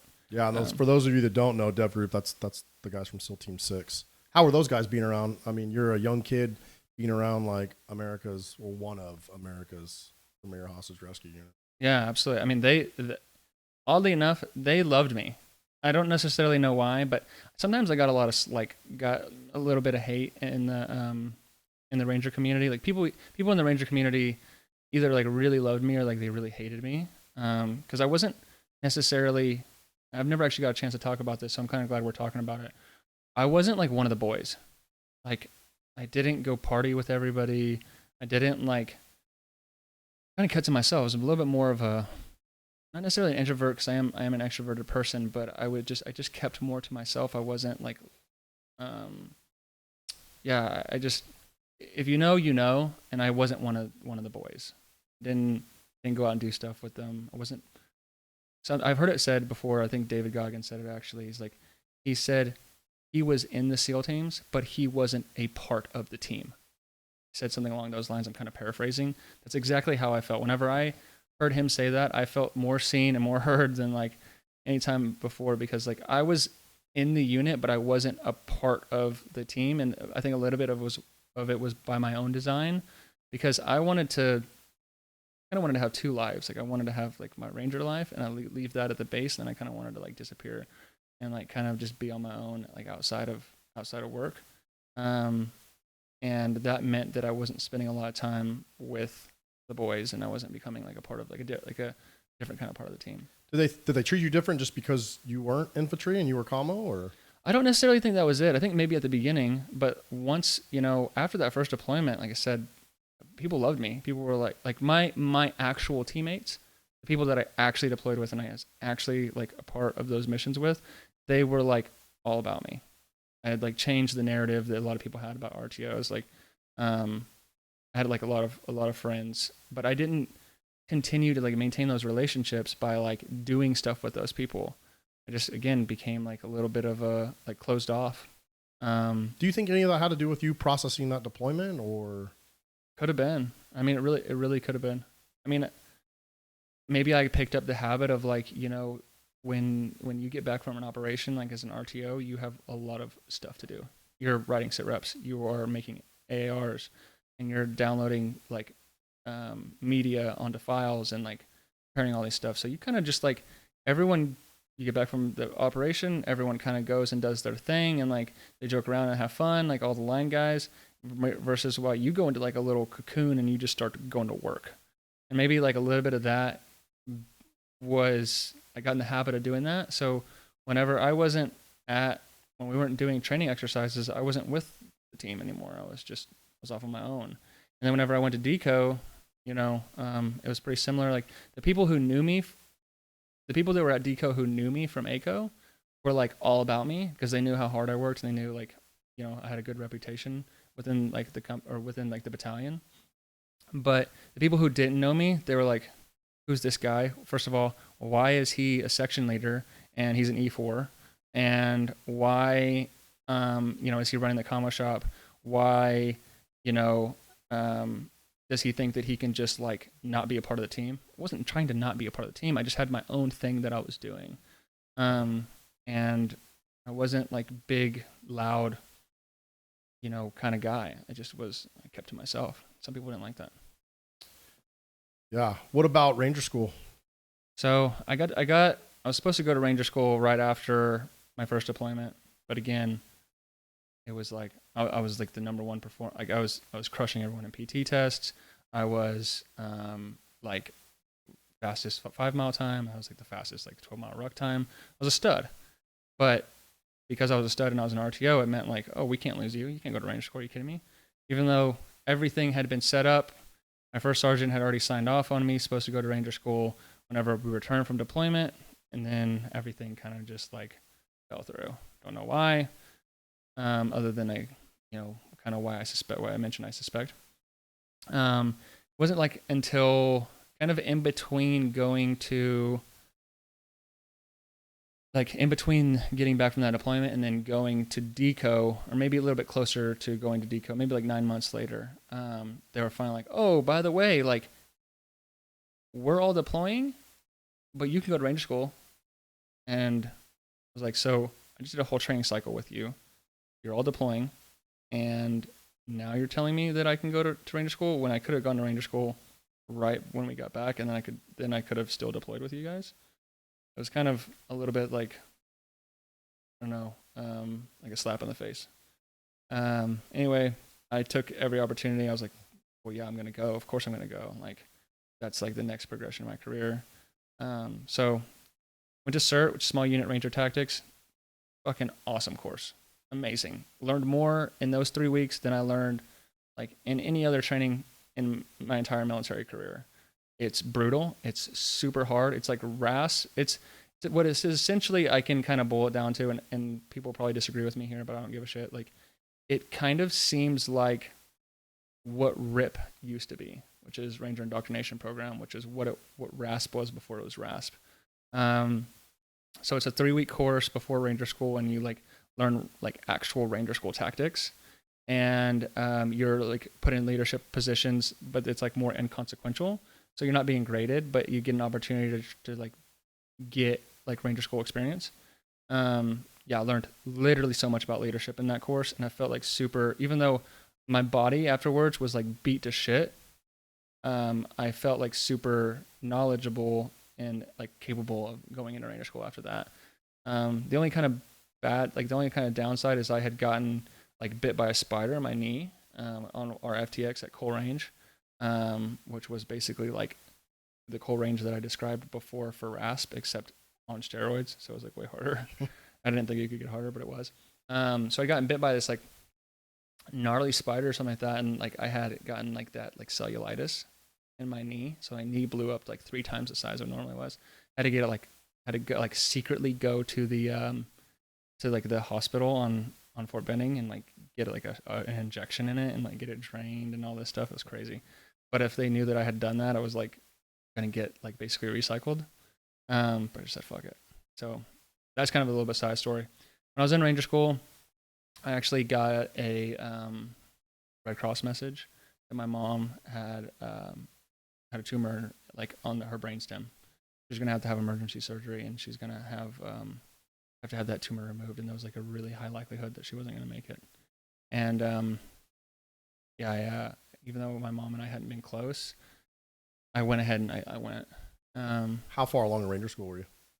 So I was still in Darby phase, so I hadn't made it very far. It was pretty close after like I started that I got the notification. So it wasn't like the biggest deal, but still, I mean, it sucked. You don't want to like have to go back into that, but especially once you're in a rhythm already. But went over there, and once I got back, it was like, well, that was your chance, buddy. It didn't really seem like I was gonna like get a chance to go back. So, and then shortly after that is whenever I went to Deco. So you get to Deco, man, and it's the next trip, right? Yeah, so get to Deco, and then have a bit of a training cycle there. I said I'm supporting like the recce guys and like all our other platoons, but we did training like outside of each platoon's like specialty. We did training together as a company also. Like just your traditional like move and shoot drills, like like we would go to the shoot house and stuff like that. There's like one right across the street from Fort Benning. From Ranger like camp essentially. We would go to, and like any chance that I kind of got to go to the range, I would like take it, whether it was like the sniper guys were going to the range or the recce guys were going to the range or whoever. I would like, hey, can I tag along? So I'd go in that sense. So they did get to like know me in that sense, and they knew that I was squared away. So when this like DevGru thing kind of popped up, they're like, yeah, send Dylan. So I got to go to that. I got to prove myself a little bit more there because we actually did like we did an FTX operation like towards the end of like our week-long thing there, and we were more of like a supporting element for those guys, but like in that like mock operation essentially, like they were doing most of the heavy lifting, but we were like kind of supporting them. But the recce PL was the PL for that operation, so he got to see like how I operated and like how I was a really good RTO. So when this like next deployment popped up, it was like I wasn't sure if I was going to deploy or not, but they needed an RTO to go to basically on what we would refer to as an ANSOF deployment, which is basically where you go. There's like these like you go to support ground branch essentially. There's like different Omega groups over like in Afghanistan, like Omega 20, 30, 40, and 50, and basically a Ranger squad. It's kind of like about like a squad size element goes and supports these like Omega groups, and they like kind of do their thing, and it's almost like you're as the Ranger element that's attached to these like ground branch guys, you're kind of like the I want to say the scapegoat, but kind of like the scapegoat for whatever goes on. You're supposed to be the operational unit there, but it doesn't really work out that way. It's like you're kind of operating together with these guys, and you have a very specific kind of like mission set, but which we can dive into. But I got invited to go out to Camp Gecko, which is like just kind of adjacent to Kandahar. That's Mullah Omar's former compound, right? I guess so, but I think we talked about that a little bit. I'm not exactly sure, but yeah, it's at the palace. It's like his like someone's former palace, and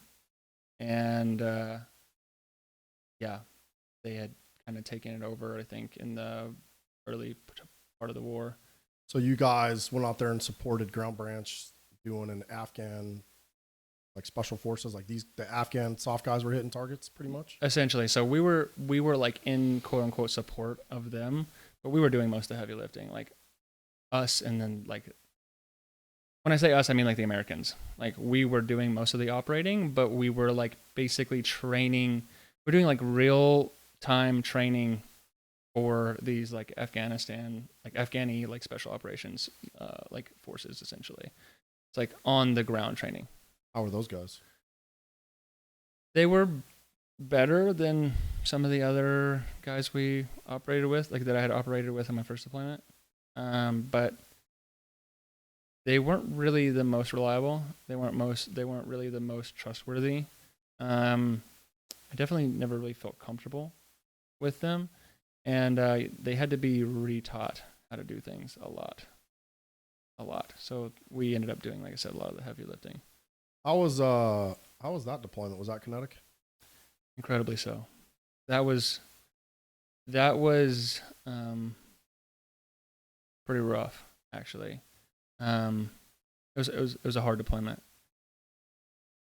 It wasn't like necessarily that the op tempo was super high either on that deployment, but we were doing like really specific mission set where we were, we would infill into a target, and we did some capture kill type stuff, but we also did, like we would shut down like areas of operation essentially. So if like you had XYZ leader that was like operating out of this village that was like in a really, really remote part of Afghanistan, we would like fly out there and we would basically be there until we shut their operation down. So a lot of times we would, infill, and then we would like kind of work our way through the village or the compound, and we would find like the most like kind of robust, best strategic like location to set up shop, and then we would like kind of remain over day, or like people call rod, and we would just play Alamo, and then we would send like, once we kind of got that secure, that was like most of like what we did as like the Americans on target. And like once we got that set up, during the day we would send like the Afghani element out to kind of like clear the rooms that we didn't get to. So you guys would take over a whole compound, like a big compound? Sometimes like a whole village. Yeah. I mean, these are remote village tucked away in the mountains of Afghanistan, so they're not always super big, but these are like basically villages that have been taken over by like Al-Qaeda, Taliban, ISIS, So you guys would like seize a corner of it and then just slowly like spread out through it and clear it? Yeah, clear it. And sometimes we're looking for specific people, sometimes we're looking for specific computers, certain things like that. We would smash like we would also destroy certain things, like certain resources, like satellites. It's amazing how many satellites these guys can get into a like very, very remote part of the world. Almost like somebody supporting them. Yeah, could be, right? Weird. Yeah, really weird. But so that's basically what that was. But that meant that we were going into like really, really kinetic environments, because there's no one in that village who isn't a bad guy. Men, women, children, doesn't matter. they're all there for a reason. Yeah. So so your first deployment, you're kind of an RTO, with the Ranger platoon, kind of on the gun team, a little bit, kind of maybe not directly involved doing the DAs, the direct actions. So this trip, you're on the ground in the mix. How was that? Yeah, it was harder. One, from a logistical standpoint, I was still an RTO, but I was like, yeah, exactly like you said, like I was in like direct action, and I wasn't with the PL anymore. I was with a team leader, but this was what they called it, a team leader, but it was more like a squad leader. And he would be like essentially like the equivalent of a PO, but it was just a very different organization. Like the way that like our unit and how we operated was just organized very differently. We're essentially a small man team attached to another small man team, and we were like clearing rooms and kicking down doors and going like basically room to room to room, or building to building to building rather. And it just so happened that the element that I was with was also the element that was in charge, but was still doing all the same things. Now, the team leader that I had was probably one of the best operators I've ever seen. He went to CAG selection twice.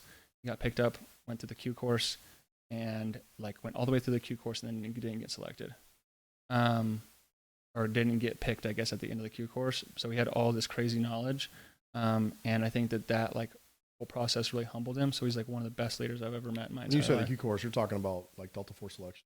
Yeah. The Q course is for the Green. I think the OTC. Oh, yeah, there you go. Yeah, sorry. No, yeah, but they're like basically their post-selection train up, like where you're actually. I can't remember exactly how it works, but he had been through all of that training, and he had actually like. Yeah, he'd been through the selection, then he'd been through like the OTC is what they call OTC, yeah. And then basically got sent home at the end of OTC. But he's a really good Ranger, and that made him like an incredibly good leader. So I felt really confident in him. But up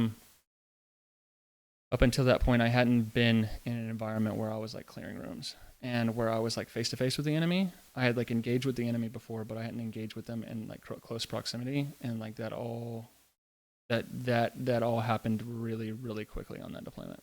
Tell me about your first gunfight. Yeah, so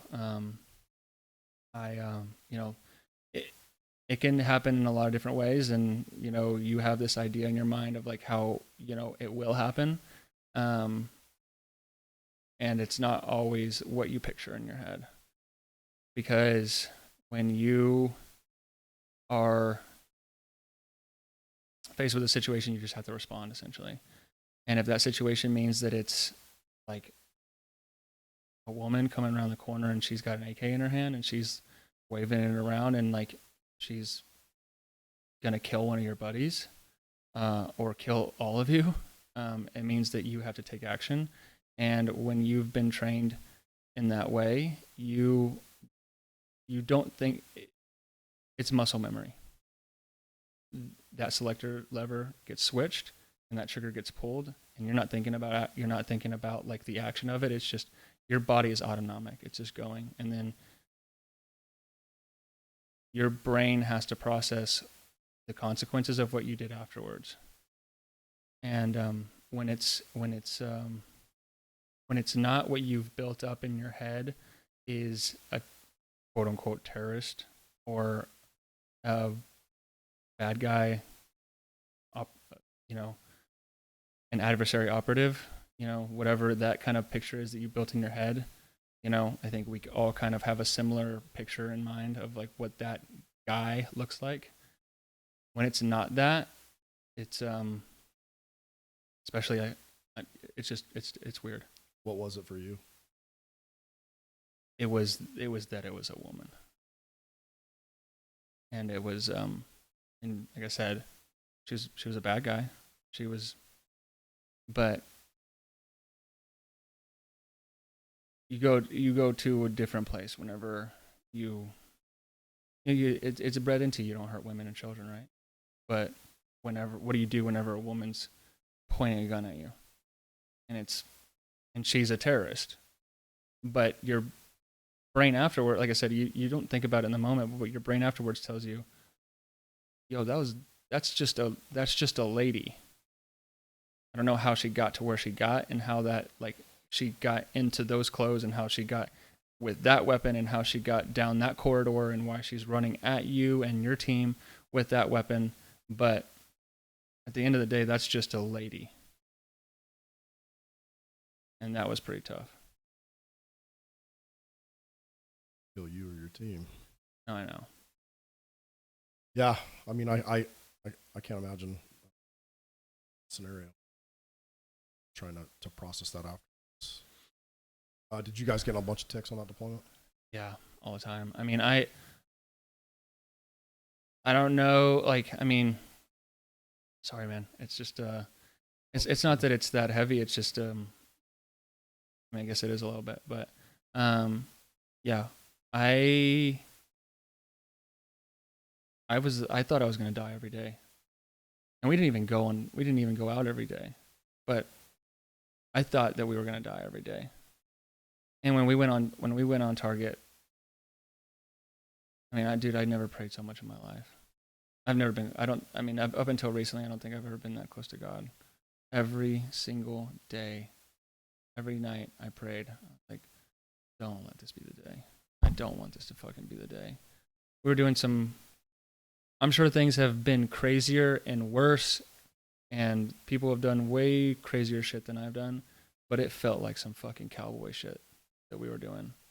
It felt like coming from a really traditional, like, Camp Alpha deployment, where, like, all, like, everything, you had to run a tight ship. Going into that, where there was no rules, was pretty scary. And it wasn't always the bad guys that I was afraid of too. Now there was a lot of animosity that I got that position from certain people, specifically my assistant team leader, who I try not to hold a grudge, because he must have been going through something really, really terrible in his mind, because even when we got back to, you know, he did some really atrocious things overseas that are pretty inexcusable, that were investigated. But he even when we got back, like, he badmouthed me and, like, my performance on that deployment, and it's just like, is that productive? No, it's not. But it definitely didn't make me feel safe whenever I was, like, operating with him. Mostly when you're in a small team. Yeah. That I think we had talked this morning. That was the same deployment you guys were getting hit with H-beds, right?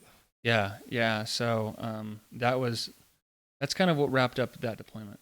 Was and for all you guys that don't know what an H-bed is, that's a House-Borne IED. So the progression in terrorism was vehicle-borne IEDs, suicide bombers. I don't know the exact progression, and then they started blowing up dump trucks and houses. Yeah. So yeah, man, what was that like? That was the one in particular. I mean, it would happen on different operations, and a lot of times there was, like, far away from our unit, because we were sending, XYZ Afghani, like the Afghani operators out to do, like, little specific tasks, and sometimes they get blown up, and a lot of times they get killed. So we lost a lot of Afghani special operations guys on that deployment, but for the most part, not any, like, Americans. Well, we didn't lose any Americans, but for the most part, we didn't have, like, Americans, like, come that close to, like, a really, really dangerous situation, other than just, the general, what you're kind of, like, used to, essentially, which is getting shot at. Like, that's just a given.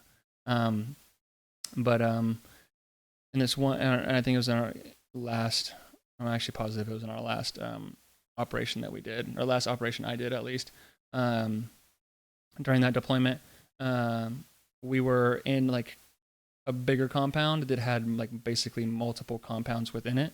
So it was, like, a big, like, kind of walled off area, kind of square shaped walled off area with, like, 4 different quadrants. We were operating, like, the element that I was in, which was the like the kind of command element, was operating in like the lower left quadrant, and then like we had people in kind of every area. We had like Afghanis in the upper right quadrant, and then they set off House-Borne IED. Whether it be like, I can't remember if it was like, I don't even know if I ever knew, but I don't know if it was remote operated or if it was like a pressure plate kind of situation. Anyways, that pretty much leveled half of the entire compound. But luckily we were far enough away to where we didn't like have like shrapnel damage, so we didn't like, nobody lost like life, limb, or eyesight or anything like that. But we were close enough to where they whatever that is, their shockwave gave us all like TBIs. I don't necessarily remember like being knocked out, but I think there was like a brief period of time where I like lost consciousness. Because I mean, we were all on the ground, and just covered in dust and everything, and it was just like, whoa, fuck just happened. But yeah, like I said, it was everyone.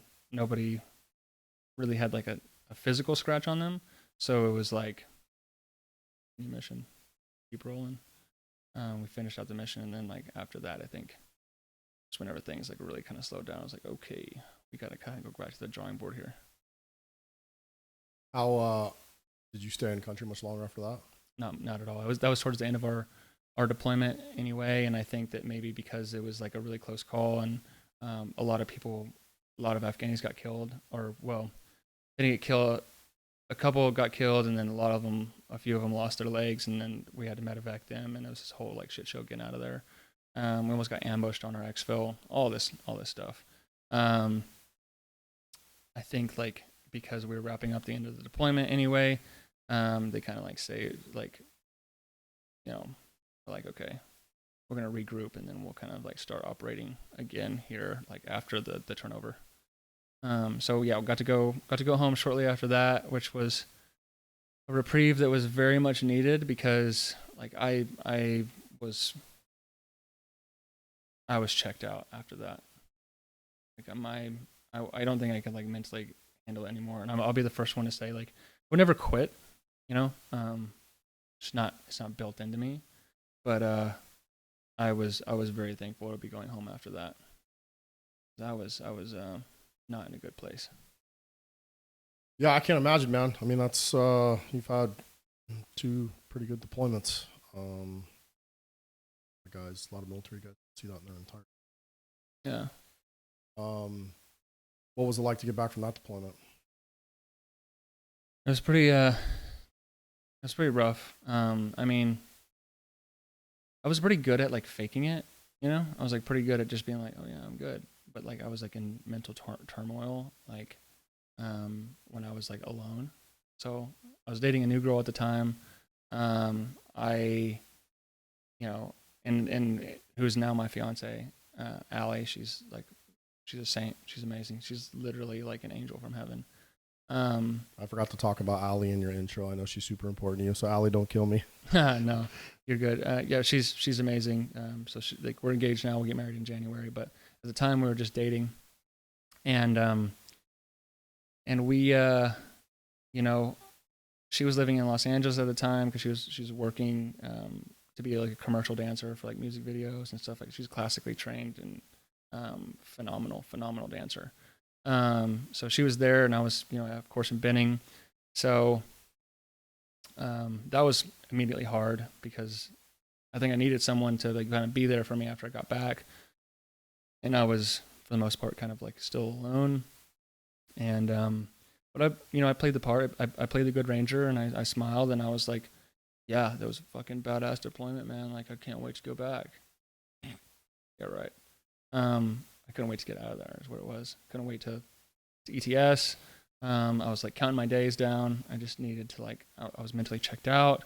But yeah, I was putting on like the persona essentially. It was like basically stuffing a lot of that deployment and just like my feelings down deep, like locking them up in a box. I know you glossed over a lot because you're probably unpacking a bunch of things in your brain that you probably don't think about super often, but you had gotten married and divorced. You got married after your first deployment or before? Yeah, so after my first deployment, I got married, and you know, it seemed nice. Like I said, like the same girl that went to Hawaii with and all that stuff, and like came from like a really wealthy family. So things like for the most part seemed pretty great in the sense that we were, you know, I was living this kind of like lifestyle that I was super unaccustomed to, but it was like fun. It was like there was no stress, there was no financial like stress or anything like that. I had actually moved out of the barracks, not technically moved out of the barracks, but I was like staying with her. And that's a big deal for you people that never lived in the barracks. yeah, no, it was nice. So yeah, I was staying with her, and yeah, there was like no financial worry in the world because like her parents would take care of everything. So we're like going on even on like little 4-day like 4-day weekends. We go like cool places. So that made life really easy. But just as fast as it kind of got started, it kind of like fizzled out. You know, I was gone for training all the time. I was doing these like training cycle and like going to different places for like these training operations or these FTXs or, and then of course like, you know, going into Ranger school, or going to CERT, then Ranger school, and then getting pulled out of that, going to home for 3 weeks for my mom's surgery. And like I got back, and like that relationship was essentially in shambles, upon my arrival home, and basically just had to cut losses and just move on to the next phase of my life. So you got divorced before you even left for your second deployment? Absolutely, yeah. So I got divorced. Yeah, I can't remember the exact time frame, but I mean we were only married for like 6 months before we got divorced, and then shortly after that I met Allie, and that was. So you met Allie before you went on my last deployment. Okay. Yeah. So that was another thing. Like, Allie was like a, you know, I couldn't say much, but because of the area that I was in, or like because of the outpost we were operating out of, we could we had like Wi-Fi, we had like really cool shit. So like I could even FaceTime her, which was awesome. So you know, we would FaceTime as much as possible. So she was like my rock throughout the deployment. If it wasn't for her and for God, there's absolutely no way that like I think mentally I would have been able to survive that deployment. Because I was scared as fuck, dude. Never been that scared, that consistently. Just because maybe I wasn't ready for it. Maybe my maturity level wasn't high enough, and we were doing big boy shit. And most of the people I was operating with had been operating for a long time. You did it, and you came home alive. I know you told me you guys got IED'd a lot on the routes, and Afghans were quite often. You know, hey, thank God you survived. Glad you're here. Yeah. So you come back. I mean, you met Allie before this deployment, and you know you come back. You've made the decision to ETS. Was she a big part of that? Yeah, absolutely. I knew, like, when I met Allie, I knew something was different. I mean, I'd been married, you know, and I was like, I thought that I had been in love. No way. Once I met Allie, I was like, this is the real deal. Like, it was not a doubt in my mind. I just knew. I never felt those feelings for anyone. And then I met Allie, and I felt them all at the same time and, like, really strongly. So, you know, I kind of, like, started strategically planning my exit at that point. You know, you kind of got to be careful because you can get kind of scrutinized for like basically abandoning the team whenever you leave Ranger Battalion. So you kind of got to be strategic whenever you're gonna say like, all right, I'm getting out of here. So I kind of started planning it like pretty close to when I met Allie. I know we talked a little bit when you got back from your second deployment. You and I talked this morning anyway that how you know the TBIs has gotten pretty. Some of the complications you were having after coming home from that second deployment. What was that like? That was that changed my whole life, man. Like you know, when I got out of the army, so it took me a little bit to get out of the army. It took me some time to kind of like get all that stuff in order, but you know, I knew that like some things were wrong with me, like was my I was having migraines all the time. It's like, of course, had that like light sensitivity. I like had like crazy nausea all the time, like just random nausea that was just like I could not, for no apparent reason. I couldn't remember anything. And like I was just felt like I was living in like this really weird fog for like a really long time.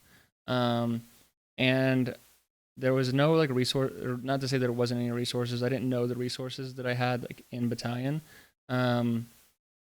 But since I was getting out, like no one really paid attention to me anyway, and I didn't really like care to like dig into like what could help with that. I was just like, I'm just gonna keep my head down and get out of the Army. That's kind of what I did. And once I finished, I started getting my VA evaluation, and that's when they were like, yeah, dude, you got like a fucking huge TBI, like, and you probably have multiple. And they Not service connected. Yeah, exactly. Thanks, like, VA. Yeah. No, but so they hooked me up with the Polytrauma Center in San Antonio there, which is where Allie and I ended up kind of like reconsolidating after I got out of the Army. She left Los Angeles, and we met up in San Antonio and kind of like started our life there. Did any of that TBI stuff? Did any of that stuff work? I know there's a lot of different stuff that's out there. Just for the viewers or any of our veterans that are listening that have suffered with TBIs, is there anything that helped some of that stuff? Yeah, it did. I mean, it was really fucking hard because, well, before I got into, like, I got into the Polytrauma Center, and I'll get to that here in just a second, like what did help. But what didn't help was when I got into the Polytrauma Center, they immediately just started prescribing me SSRIs. And they kind of gave me the same treatment that they give a lot of veterans. I think that, they kind of try to sedate you and just keep, like, they give you these drugs, they send you on your way, and they just hope that you stay quiet.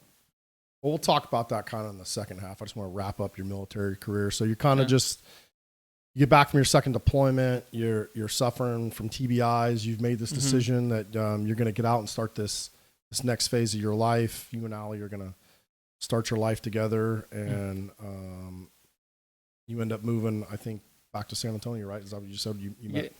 Yeah, exactly. So I moved back to San Antonio, and we kind of got started with our lives, which was pretty cool. And I was like really excited to be a civilian again, and I was like learning how to do that. But I was like really big struggle with the TBIs and the PTSD, and I had to, like start reintegrating. And luckily the VA does have programs that kind of help you reintegrate. And, it was hard, but like I said, there are programs within the VA that are helpful. You just have to be willing to do the work to do them, to kind of like reconfigure your brain. And you don't have to resign yourself to just taking medications for the rest of your life. Absolutely. Well, I think we just did some mental gymnastics for you. I know you just went through a lot of stuff in your brain that you probably haven't dealt with. So let's take a break. Yeah, let's do it.